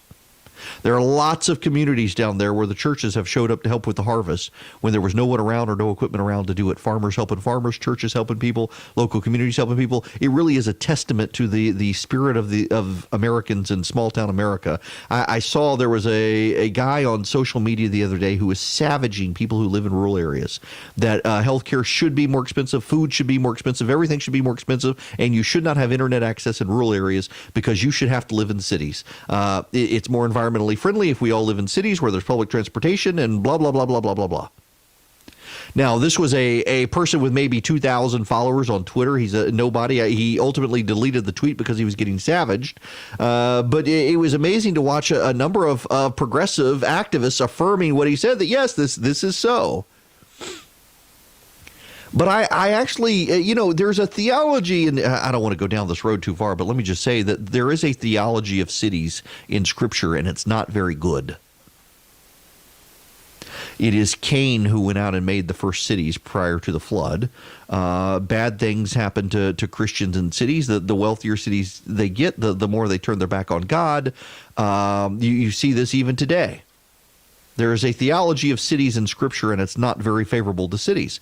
It is the people who work the soil with their hands, the farmers who are blessed, who live out in rural areas and take care of themselves and have a level of sufficiency. And one of the things that you can connect in this in Scripture theologically is these people have to rely on each other and on God. They can't rely on a government, a king, a bureaucracy to take care of them because they're out in rural parts of the countryside. And we see that here in this country. When you live in rural areas, you tend to have more close-knit communities. And, I've got a book, it's right here on my desk, Alienated America by Tim Carney. And it's why some places thrive while others collapse. During the 2016 presidential campaign, Donald Trump proclaimed the American dream is dead, a message that resonated across the country. Washington Examiner editor Tim Carney traveled Middle America, pored over county-level maps and data, and sorted through sociological studies and had a startling revelation. Donald Trump is right. But the death of the American dream is a social phenomenon, not an economic one. In some parts of the United States, life seems to be getting worse because citizens are facing their problems alone. These communities have seen declines in marriage, voting, church attendance, and volunteer work. Even when money comes back to town, happiness does not return, and people there do not re-engage. The educated and wealthy elites, on the other hand, tend to live in places where institutions are strong or have enough money to insulate themselves. It's a fascinating book. I'm excited to get and to read. Selena Zito at the Washington Examiner has done a lot of this stuff as well. But there really is just interesting data also out there in the communities that have faced disaster where the local communities step up, and to some degree it revitalizes those local communities and local institutions. One of the biggest interesting data points I've seen out there, and I believe it was Barna, don't hold me to that, but in small town rural America where churches are a vital institution, the well-being of the community, the thoughtfulness of the community accelerates. The engagement with the community accelerates. And we've seen this in parts of North Florida and South Georgia, by the way, as the federal government money hasn't come and local churches have stepped up. You see a recommitment to civic life. It's almost like the church and the civic community, despite separation of church and state, they're almost in a symbiotic relationship. You engage in your church community more, your church community engages in the community, it creates a feedback loop. That feedback loop also benefits your mental condition. And we see this down in South Georgia. The people who are more regularly engaged in their churches, the farmers who have relied on their churches and have in turn given back to their churches, tend to have a better social well-being and better mental frame of mind. It's the people who have isolated themselves and disconnected themselves, who live in communities where churches and local groups haven't stepped up, who are having the problem. That is way more than I wanted to talk about South Georgia, but the whole phenomenon echoes into something we see nationally with the collapse of rural America. Rural America collapses when the local institutions collapse, and those local institutions are chiefly led by churches. And when churches stop engaging in their communities, you have all sorts of fallout at the societal level. And Democrats are so hostile to churches these days and so hostile to church engagement in community. It makes it easy to see how Democrats in charge would worsen the problems of rural America, particularly as well when we have an elite in this country who are openly hostile to rural America, who think we all should live in cities. Politics, news, religion. Erick Erickson talks about all the things you're not supposed to talk about every weekday.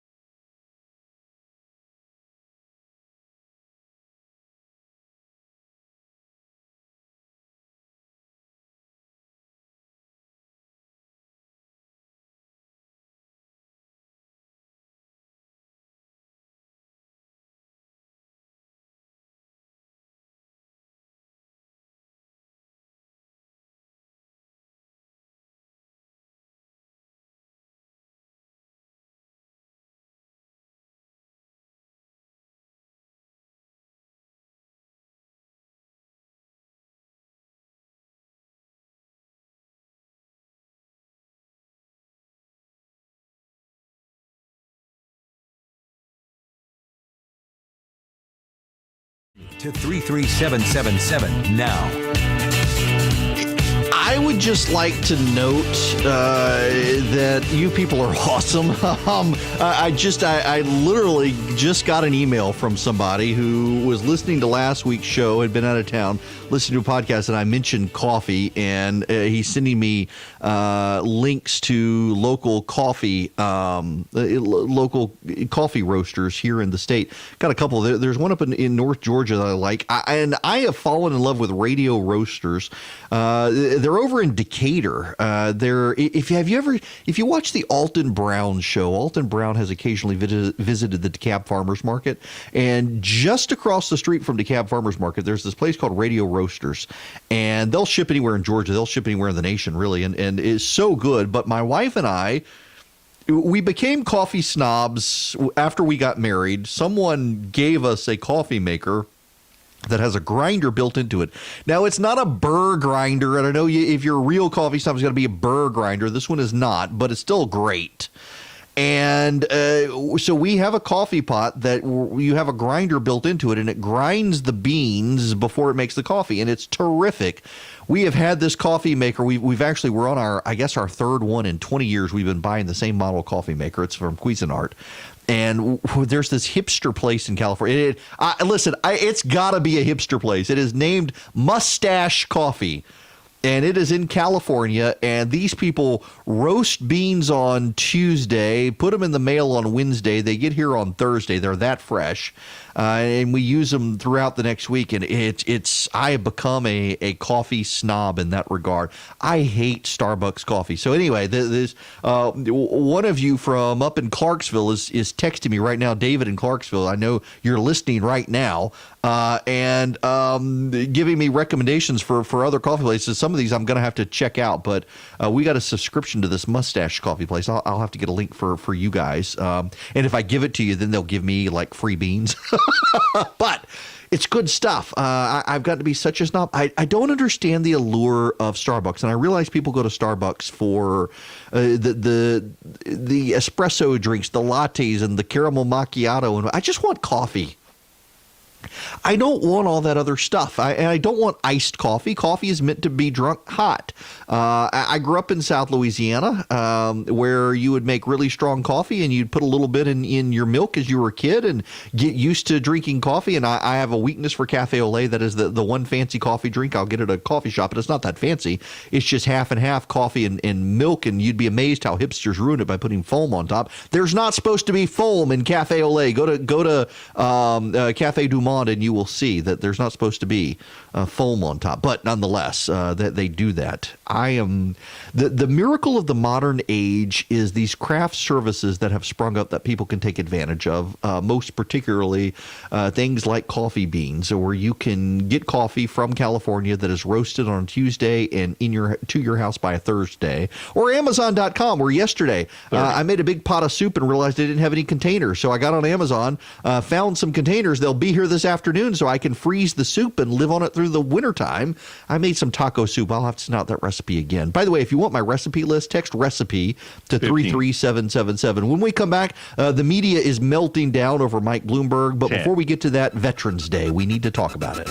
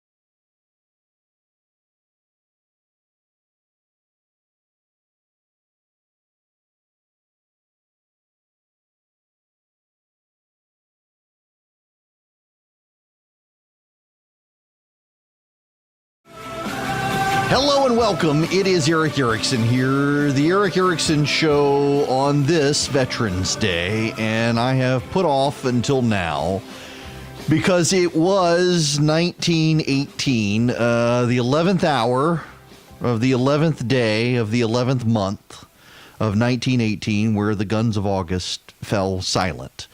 And we are now 101 years removed from World War I. We call it Veterans Day in this country. It is Remembrance Day the world over. The British Empire wears poppies. All the British Empire, the former territories of the British Empire, whether Canada, Australia, New Zealand, Great Britain, even Jamaica, the Bahamas, Bermuda, they are wearing poppies. In large part because of a poem called In Flanders Field, chronicling the effects of World War I. In Flanders Field, the poppies blow between the crosses, row on row, that mark our place. And in the sky, the larks still bravely singing, fly, scarce heard amidst the guns below. We are the dead. Short days ago we lived, felt dawn, saw sunset glow, loved and were loved, and now we lie in Flanders Field. Take up our quarrel with the foe. To you from failing hands we throw the torch, be yours to hold it high. If you break faith with us who die, we shall not sleep, though poppies grow in Flanders Field. We in this country have Memorial Day, the last Monday of May. The Civil War for us is akin to World War I for Europe. More Americans died in the Civil War than all other American wars combined until the last few years. A death in Afghanistan put all of them combined across the Civil War. The Civil War in this country had a monumental effect on our heritage, on our culture, on our language. I mean, for example, prior to the Civil War, the United States, we referred to it as these United States. If you were alive before the Civil War, you most often referred to our country as these United States. Even though it was the United States, people refer to it as these United States. Each person viewed their state as their country. It's why some people, Lee in particular, decided to fight for Virginia. It was his country. World War I for Europe is very much the same way. We came in at the end of World War I. The war probably would have gone on but for our entry. Frankly, we did help turn the tide, but it was really a European affair. Whole villages in England disappeared. I mean, all the men died. They all went off to war and they all died. Everyone expected it would just be a couple of weeks affair. The kings and emperors would sort things out and that would be the end of it. And it went on and on and on, and it caused political upheaval.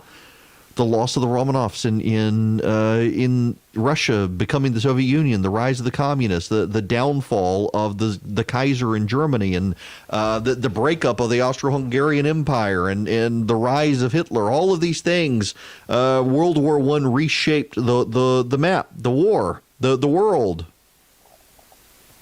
Warfare became brutal and devastating and nasty. Chemical attacks, the machine guns, all of the major implements that were developed in the Civil War, refined then in Europe on the battlefield of World War I.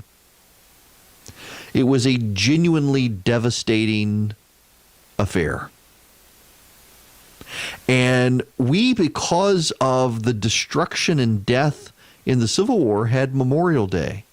In other countries, they had not faced anything like what we'd faced. Now, certainly for centuries or for millennia, there had been terrible wars of serfs and on behalf of lords and kings. But World War I, by then the world growing increasingly democratic, it swept across classes in Europe. Europe was a class-based society regardless of where you lived. Even in France, though France proclaimed egalitarianism, even in France there were classes of people, and World War I devastated them all. From the duke to the blue-collar worker in the factory, they all died. Hundreds of thousands of people dead. And so it became Remembrance Day. And a few decades later, World War II broke out. And our entry there, again, it was mostly a European affair. We gave assistance to Britain, but we got in when Pearl Harbor happened. And now all of us, the world over, we stand together for D-Day in July and for Remembrance Day, for Veterans Day in November. I a couple of months ago, sat down with Grover Sassman. Some of you know his name. He is the oldest still operating Harley dealer in North America. And he's in Macon, Georgia. He sold my wife her Harley. His family's got to be friends with ours. I want to play some of this interview for you. Grover Sassman, he's a Marine. And he was a mechanic. He was actually a masterful mechanic. And one of the things that Grover Sassman did is he took, so we had an event for him for his 98th birthday in Macon, and they flew in a Corsair, a World War II Corsair. He was a mechanic for Corsairs, and Corsairs they used the Mustang in the European theater. They needed something more maneuverable in the Pacific theater to combat the Japanese Zeros, and Grover Sassman was a mechanic on the Corsairs, and I talked to him a little bit about that. I want to play some of this audio for you. We were in an aircraft hangar, so keep that in mind. Now, I understand that you pieced together the front and the back of a Corsair and made it turn two planes into one to get them back in the air. Right. Tell me about that.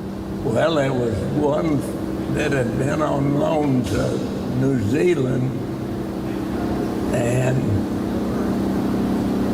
I don't remember now which one was which, but one of them was messed up on the front, and the other one was messed up on the tail. And I said to my CEO, I said, that ought to be one airplane. He said, oh, that'd have to go back to the States. Well, I knew that he would tell me a fib, because when they would dump one over the side of a ship, when they just have a bent prop, I knew they wasn't about to ship it back. So I said to him, I said, if you get me some lights, I'll work on my own time at night. And then after I got it finished, and he done a flight test on it, he said, Sergeant, why didn't you tell me you could do work like that? I said, I did. You wouldn't listen.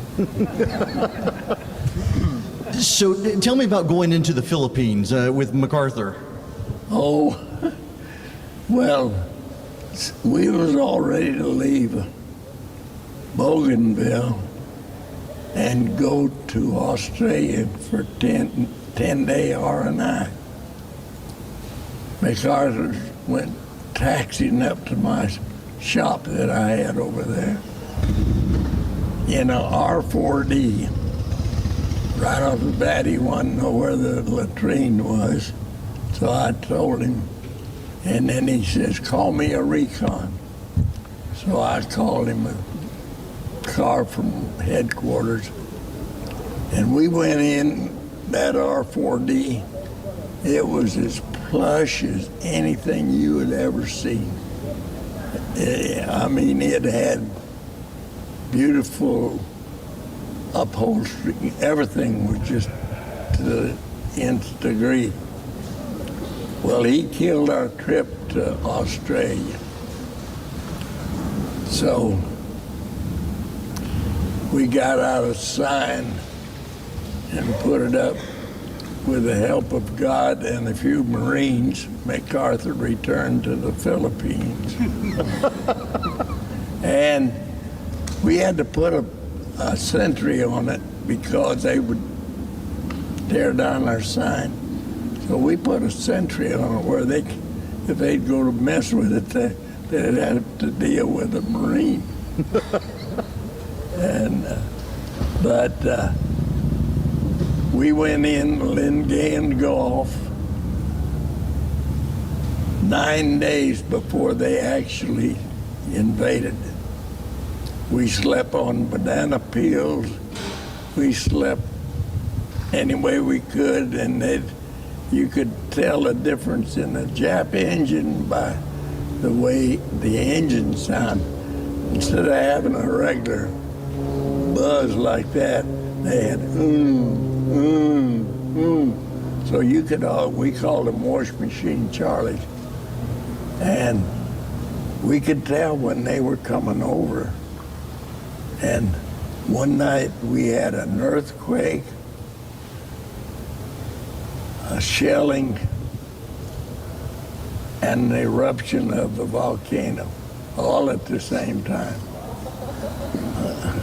We had to bury our bunks deep enough so that if they were to strafe the surface, they would miss our mosquito netting.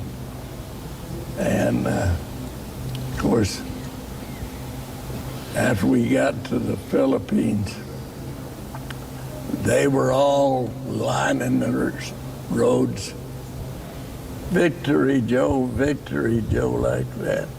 They really were happy to see us.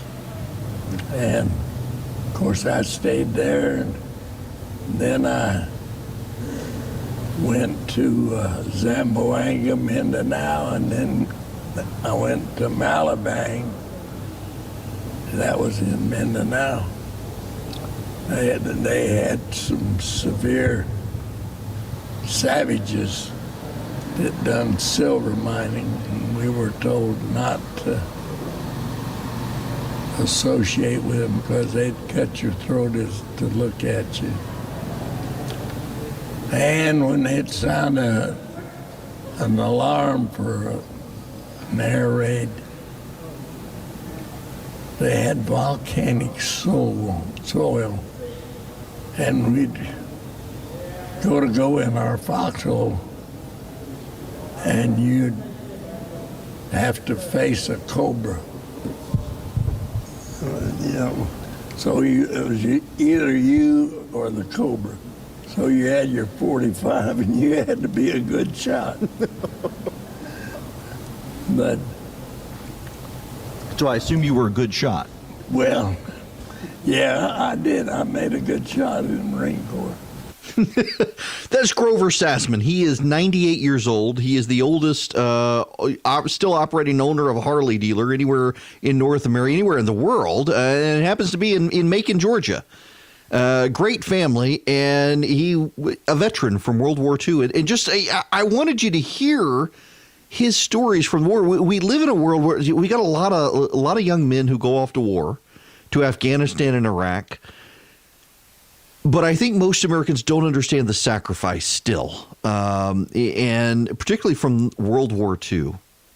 The sacrifices made by young men who were uprooted from families for years, having to go abroad to face the Nazis to the east and the Japanese to the west, going into the Philippines. And as he said, I mean, you would get into your foxhole and there would be cobra. You'd have in one night a volcano, an earthquake, and a flyover bombing by the Japanese. Just fascinating things that our veterans have had to deal with to keep this country and the Western alliances safe. And to some degree, it's kind of bittersweet these days because you can almost feel the unraveling of the post-World War II structure. A lot of people think it's not needed. Even the president thinks parts of it aren't needed. A lot of people on the left with no sense of history don't appreciate why it's in place. A lot of people on the right these days think it's a waste of time and treasure. And yet that alliance has done so much to keep us safe after World War II and to keep the world largely stable. And I don't know how much longer it'll last. But here, this Veterans Day, it's worth listening to the story of a veteran who went in with MacArthur to the Philippines and lived in holes and fought cobras, killed cobras, to advance the American military all the way up to Japan to beat the Japanese in World War II. Even after the Nazis surrendered, World War II went on in the Pacific Theater. And we stop today and remember those veterans here in the United States and thank them for their service all the way up to these recent wars. And we stop and we remind ourselves the price Europe itself has paid on our Veterans Day being their Remembrance Day, as they remember the hundreds and hundreds of thousands of men from Europe who fought each other in a war they thought would last weeks, that lasted years, and then caused the greatest war the world has ever known. News and in-depth analysis from Erick Erickson, live 5 days.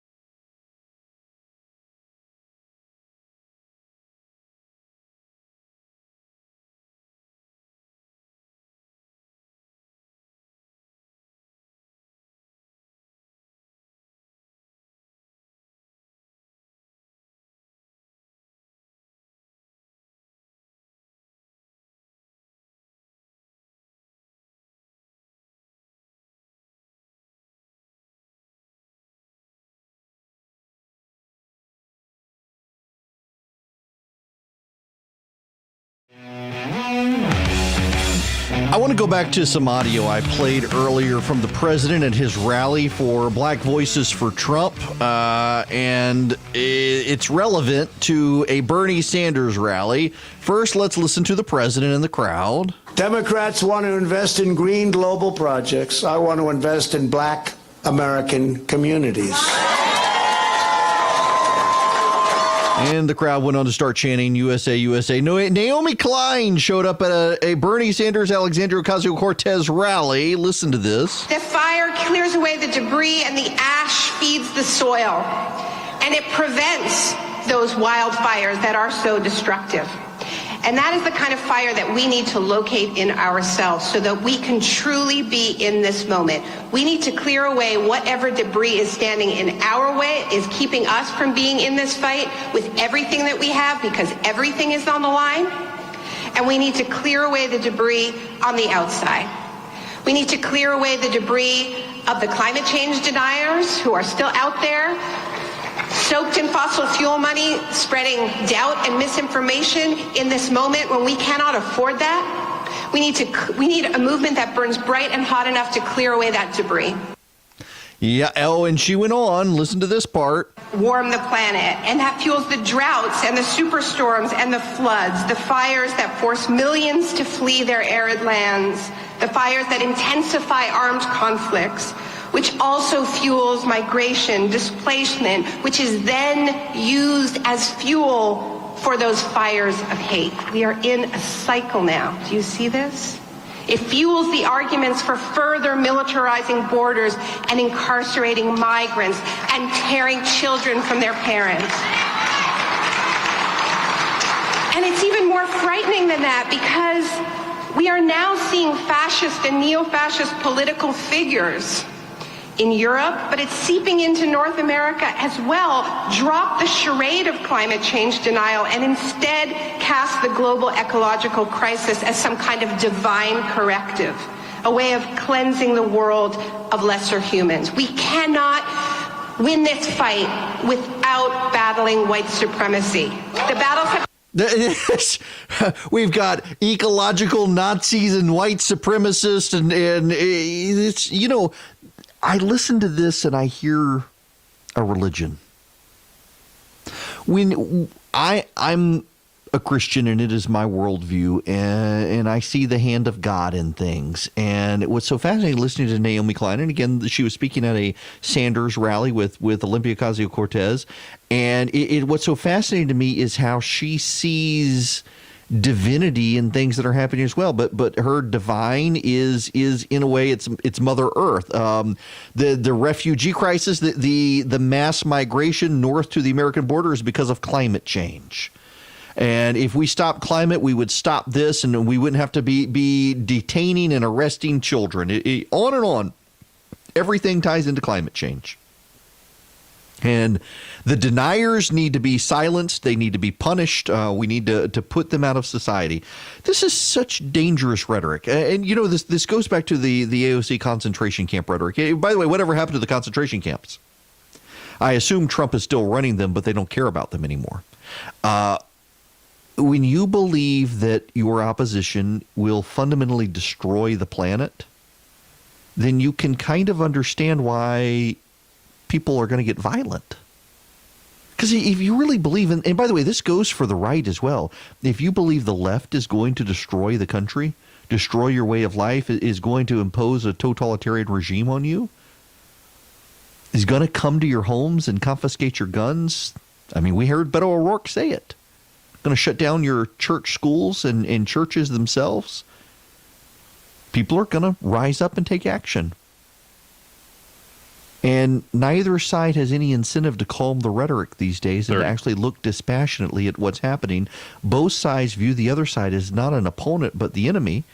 And here's this woman on stage at a presidential candidate's rally essentially saying we need to silence anyone who disagrees with their agenda, that Mother Earth herself is punishing the planet, causing these political problems because people are denying it exists. That's crazy.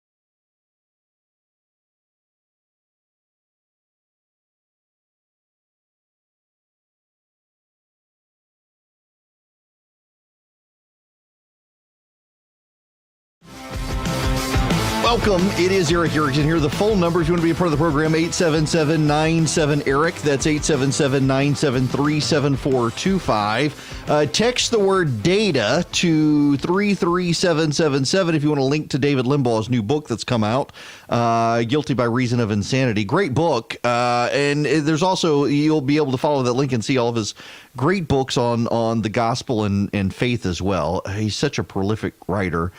And also practices law, too. He's a good guy. I interviewed him in the first hour. You can get the podcast of the show. Just search for the Erick Erickson Show podcast or text show to 33777, and you can hear my interview with David as well. Real quick, I got an email from someone saying that, Andrew, you'll like this.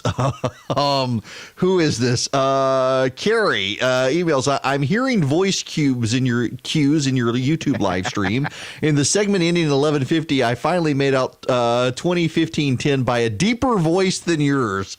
Listen, I am doing this whole thing myself. I handle the live stream. I cover the satellite costs, and the only way I can figure out how to get everything through so that you guys can hear callers and interviews is I got to route through the box that feeds me the signal from the studio into my home studio. And so my board operator, usually Jim Andrews, filling in for him today. A lot of times radio show hosts, if you listen to most radio shows, what you'll hear is they'll play a musical bed, and that's your cue that you've got 30 seconds or a minute left, and there's no countdown. When I fill in for Rush, when I used to fill in for Rush, I always thought it sounded more professional that he plays that short little tone at the end of at a hard out, and they would give him a countdown. And the thing is, it forces you to not be lazy. A lot of radio show hosts, and I don't want to use names or disparage anyone, but a lot of radio show hosts will play that musical out, and they know they got about a minute or 30 seconds. They can finish up a thought and then just let the music ride out. And I want the tone, because the tone forces me to continue to engage with you instead of being able to mentally check out and say, thank God the music started. I can shut up now. No. I want you to say, thank God the tone's there. He shut up. But the only way for me to get this so that you guys can hear everything on a live stream like YouTube or Facebook is to route it through what comes into my ear. And what comes into my ear, I have a little earpiece I wear like on TV. I don't wear headphones because having big cans on my ear in front of a camera just looks silly to me. So I have my TV IFB piece that I put in my ear, and so you hear stuff that comes down the line. So if Andrew or Jim talks to me, you're able to hear it on the live stream. So that's why that is. But I appreciate people who point that out, because I've never really explained why that is, and I get this question all the time. Have you all heard? So Greta Thunberg, every once in a while, shows up in the news. She's the autistic kid from Sweden who wants everyone to stop flying and took a prince's yacht to the United States. They're painting a big billboard of her in San Francisco. Of course they are. There's a giant billboard. I looked at it at first and thought it was a painting of Vladimir Putin, but it's apparently her. She has the very stern Vladimir Putin face on. It is your typical socialist art project where the person in the picture is glaring at you instead of smiling. The Babylon Bee has a story up. A new mural in downtown San Francisco of Swedish teenage climate activist Greta Thunberg has a surprise for passersby.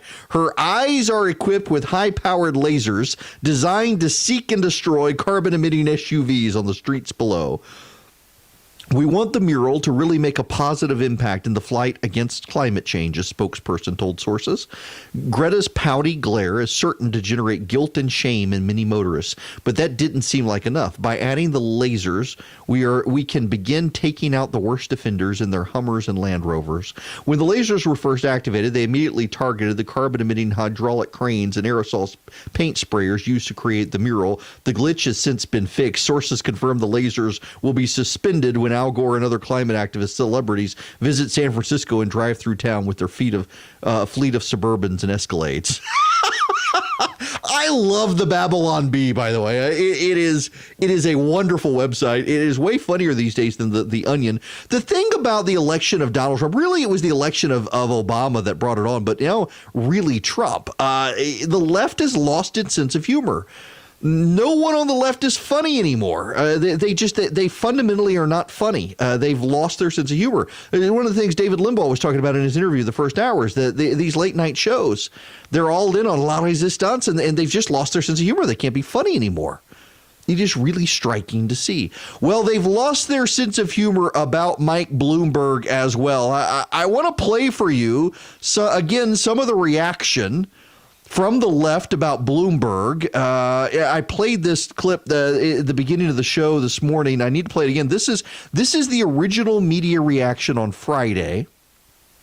Actually, I guess it was Thursday night into Friday morning when word began leaking out about Mike Bloomberg running. The real billionaire, the former New York City mayor, Michael Bloomberg, preparing a potential run. He is the real deal of what Trump purports to be.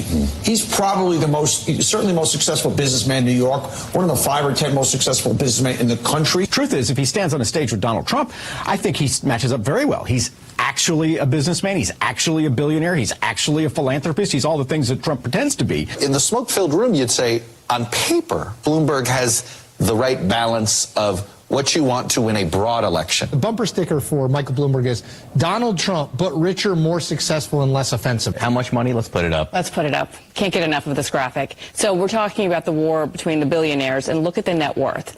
Clearly, Bloomberg is a lot richer than President Trump is. Those billions. As we know, Donald Trump has prided himself on what he views as his business acumen, his business success, being a wealthy man. Well, that's something that Michael Bloomberg clearly brings to the table. It really could pose a threat to Trump, who is not likely to be happy that there's another billionaire, a real billionaire, on the scene. Look, I think that for the president on a bunch of different levels, that's scary in a general election. The chances of a brokered convention have increased if Bloomberg is serious about this. Trump is the ultimate charlatan, is the ultimate fake. He can peel that emperor's clothes off of Trump just about better than anybody. I think this is huge, huge news, and I do think he's an electable candidate.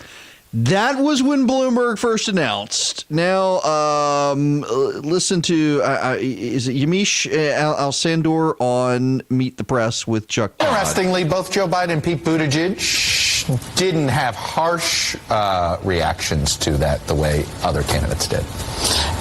Especially for progressive candidates, they see Michael Bloomberg's money as the #1 Achilles heel that he has. The problem is, of course, that all of that money means that he can also, in some ways, buy ads and really start to become competitive. Now, he is obviously very, very late, but I had someone say to me, look, it's not like Michelle Obama got into the race. It's not as if this is going to shift completely everything that's happening. But remember that President Trump, even though he was at that time a frontrunner, he skipped the debate and continued to still have momentum. And that's the message that I think people around Bloomberg are saying, that even though he's late, he could probably still have a chance. Yeah, so Bloomberg doesn't want to run in Iowa and New Hampshire. He wants to wait for Super Tuesday. Good luck with that. So he'd miss Iowa, New Hampshire, and South Carolina, get his name on the ballot elsewhere. I guess he thinks he can build himself up. He thinks it's going to be an entire cluster the whole way to Super Tuesday. We'll see. Dan Kildee on Bloomberg. Well, it's certainly going to, if he does it, it will certainly add a new twist to what has already been a really interesting primary season. We haven't even gotten into the primaries and caucuses yet, but we have a lot of candidates. I'm not sure more candidates is the answer, but I think we ought to have a process as wide open as possible, and if he joins the fray, I welcome him to it. Yeah, so Dan Kildee is in the U.S. House. He's in Michigan, and a lot of these Democrats have been saying we need someone else. They're very desperate for someone else. They're not happy with the field. They're not happy with Biden. In fact, they're flailing around. And Bloomberg, largely, they're interpreting it as he's entering because Biden is not that strong and they're scared of Elizabeth Warren. And now Bloomberg does get in. They're like, whoa, we may need new candidates, but not this guy. He's a billionaire. Here's David Ignatius on Meet the Press. I don't know why Bloomberg's getting in here. Look, David, I want to put up these Iowa numbers from March. This was right before Bloomberg. And it looked like Bloomberg was thinking about getting in, and he decided not to get in. He had a net negative rating, favor rating, among Democratic caucus goers in Iowa. There are parts of the Democratic Party that support Elizabeth Warren that do not like Bloomberg. No question that Bloomberg has problems with a lot of resistance, but I think the fact that he's come in illustrates the uneasiness in the Democratic Party among prospective voters about the field right now. And I don't think this is the last late entering centrist Democrat we're going to hear I think about. more will get in. I mean, I've seen the Eric Holder name thrown out there, Deval Patrick of Massachusetts. I think if Biden continues to have difficulty, has greater difficulty, there's going to be somebody else that we'll see, and I would think it should be somebody who. You have a name, sir? Well, I'll describe the kind of person who would fit. It's somebody who can bring the country together. The problem looking at the field is that other than Biden, it's hard to imagine Elizabeth Warren uniting the country, for all of her strengths. So somebody who served in the military, somebody who has that kind of national security cred, but I'll bet we'll have other late entry personnel. I gotta tell you guys, I don't think David Ignatius has insider knowledge here. I think that the Democrats are starting to get a little bit freaked out about Elizabeth Warren's rise. They're now trying to juxtapose Elizabeth Warren and Pete Buttigieg. The media, younger members of the media, are now trying to make Buttigieg happen, thinking that Buttigieg somehow or another he will be the rival for Joe Biden and that he will beat Elizabeth Warren. They're desperately concerned about Joe Biden, and here's why. All of this goes back. You got to remember this all goes back to the upshot polling from the New York Times we talked about last week. That the New York Times does polling of battleground states among voters and finds that Elizabeth Warren does horribly against Donald Trump in battleground states, and they got to win these battleground states. That Joe Biden does best, Elizabeth Warren does worse, and Joe Biden is floundering around out there. Let me play you some audio from Sam Stein, the Huffington Post left-wing correspondent. He was on TV this weekend. Listen to this. Case is this, which is you have a field where Joe Biden, although the polls show him still maintaining his lead, has performatively not done as well as many moderate-minded Democrats and establishment-minded Democrats had hoped. Not doing as well as they'd hoped, even though he's in the lead. And then you have Bernie Sanders and Elizabeth Warren, who obviously are two progressive liberals, who are kind of splitting that lane and attaching themselves to a Medicare for All policy that these establishment-minded Democrats feel is a election, albatross, basically. But doesn't that help Joe Biden? Doesn't that help Joe Biden to have Elizabeth Warren and Bernie Sanders splitting the progressive vote so that Joe Biden benefits? It seems to me that would help Joe Biden. It seems to me that should help Joe Biden. It seems to me that it's a good thing for Joe Biden that's happening. And yet they're all freaking out about Joe Biden. And yet, I got to go back to this clip from the other day. Let me find it real quick in my soundboard. Here it is. Paul Begala, who I think gave the most insightful analysis of Mike Bloomberg entering the field. And I want you to listen to what he says about Biden's polling. I suspect what we saw in that clip with Kate Baldwin, I think that the mayor was probably right when he presumed he couldn't get through the Democratic primary process. Truth is, if he stands on a stage with Donald Trump, I think he matches up very well. He's actually a businessman. He's actually a billionaire. He's actually a philanthropist. He's all the things that Trump pretends to be, but is not. And I think that works very well. He's got to get through a Democratic primary, though. Amanda's right. He does have a great reservoir of goodwill for having funded climate, and particularly on gun safety. I was in Virginia, I lived there, and I was there Tuesday night for the big election. And the folks from Moms Demand, from Everytown, these groups that have been working, and many of them funded by Bloomberg, they might really love him. But that's not going to be enough. We'll see. I mean, I'm all for more people running, particularly if they are billionaire, hire a lot of consultants like I used to be. But I just have a hard time seeing him being able to pull together. I will say Joe Biden started the race. The day he announced he was at 28. You know where he is today? 28. We keep waiting for him to collapse. Everybody presumes, including me, I keep thinking, gee, he's going to fade. The resilience of Biden's coalition has been pretty impressive to me so far. Yes. I think that is probably you can dislike Paul Begala. I actually happen to know the guy and like him, even if we disagree on politics. But you can't dismiss his analysis. His analysis there is totally solid. He is absolutely legitimately right. Biden's coalition is holding strong. Bernie's is holding strong, Elizabeth Warren's is holding strong, and that's an advantage to Biden because Bernie and Elizabeth Warren are fighting over the same pool of people, and to some degree even Buttigieg is. Buttigieg, the mayor from South Bend, on surface seems to be more moderate, but when you probe him, you get a deeply progressive candidate, except on issues like Medicaid for all. Otherwise, he's a pretty stereotypical progressive. Joe Biden is the guy who wants to bring people together. He is the guy that David Ignatius is talking about, the guy with the national security street cred who wants to heal the nation and bring us all together. If you believe that, he's the only one on the Democratic side right now who can even make a claim for that. And I'm not sure that having another Democrat jump into the race is actually really going to help the Democrats. It's just going to crowd the field a little further. But you know what? I am of the opinion, even though it's widely acknowledged that the reason Mike Bloomberg thinks he can get in is because of Joe Biden and Joe Biden's failures, I genuinely think that the more people get in, the more people helps Joe Biden. A crowded field is an advantage for Joe Biden because it's harder for anyone else to get the attention. He's holding steady at 50% or at 28%. Now, remember, for people who say, well, what about Iowa? What about Iowa? You know, Bill Clinton did not win Iowa. Michael Dukakis did not win Iowa. You don't have to win Iowa to get the Democratic nomination. In fact, Bill Clinton lost Iowa and became president. And maybe that's going to be Joe Biden's model. What if Joe Biden actually is able to succeed in Iowa in a way the polls don't suggest? Polling in caucuses isn't very good. There's a way there for him to pull it off. News and in-depth analysis from Erick Erickson, live 5 days a week and always online at theresurgent.com.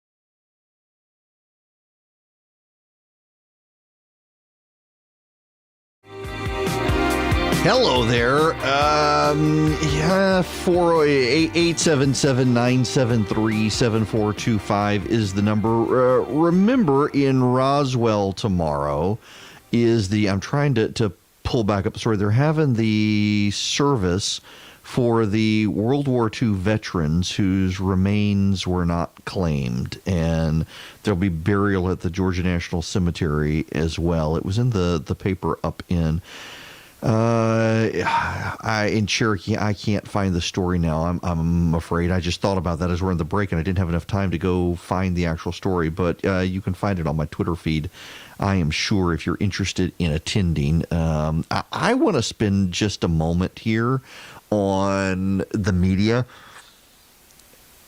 CNN is still not covering the ABC News Epstein cover-up. CNN has an entire TV show about the media and coverage of the media with Brian Stelter, and they're not actually really covering ABC News's refusal to air the Epstein interview. To the extent they are, they're turning it into a right-wing hit job, which is unbelievable.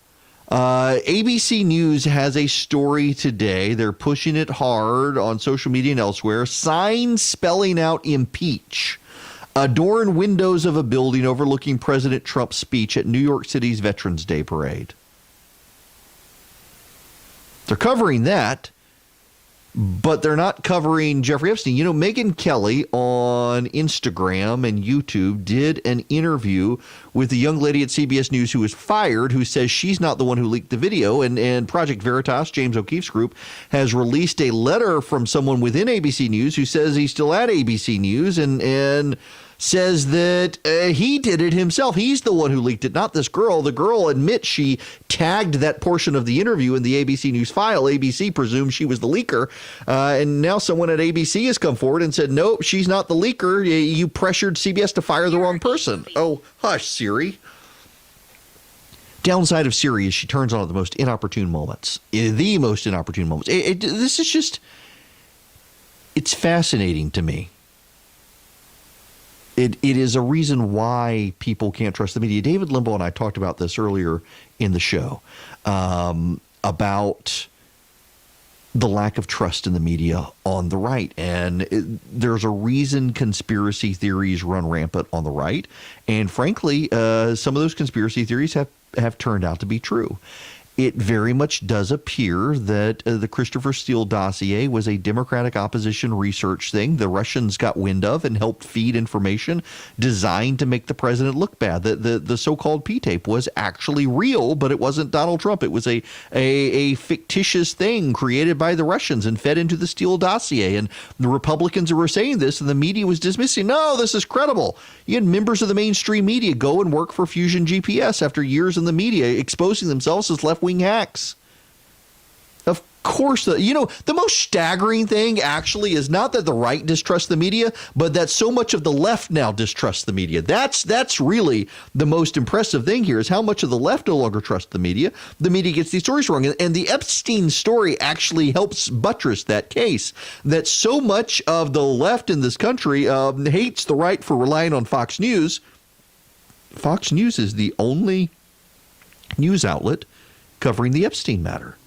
And I don't know whether Epstein killed himself or not. I got to say, there are a whole lot of coincidences that you got to believe to say he committed suicide, particularly in light of this autopsy report that's come out. But regardless, it's totally understandable why so many people are skeptical, and the media feeds into that. The media feeds into the loss of credibility overall, given its behavior on this stuff. Again, ABC News won't cover the Epstein matter, but we'll cover people putting up an impeach poster in a building in New York City for the president. The resistance against the president has just absolutely polluted the media's credibility.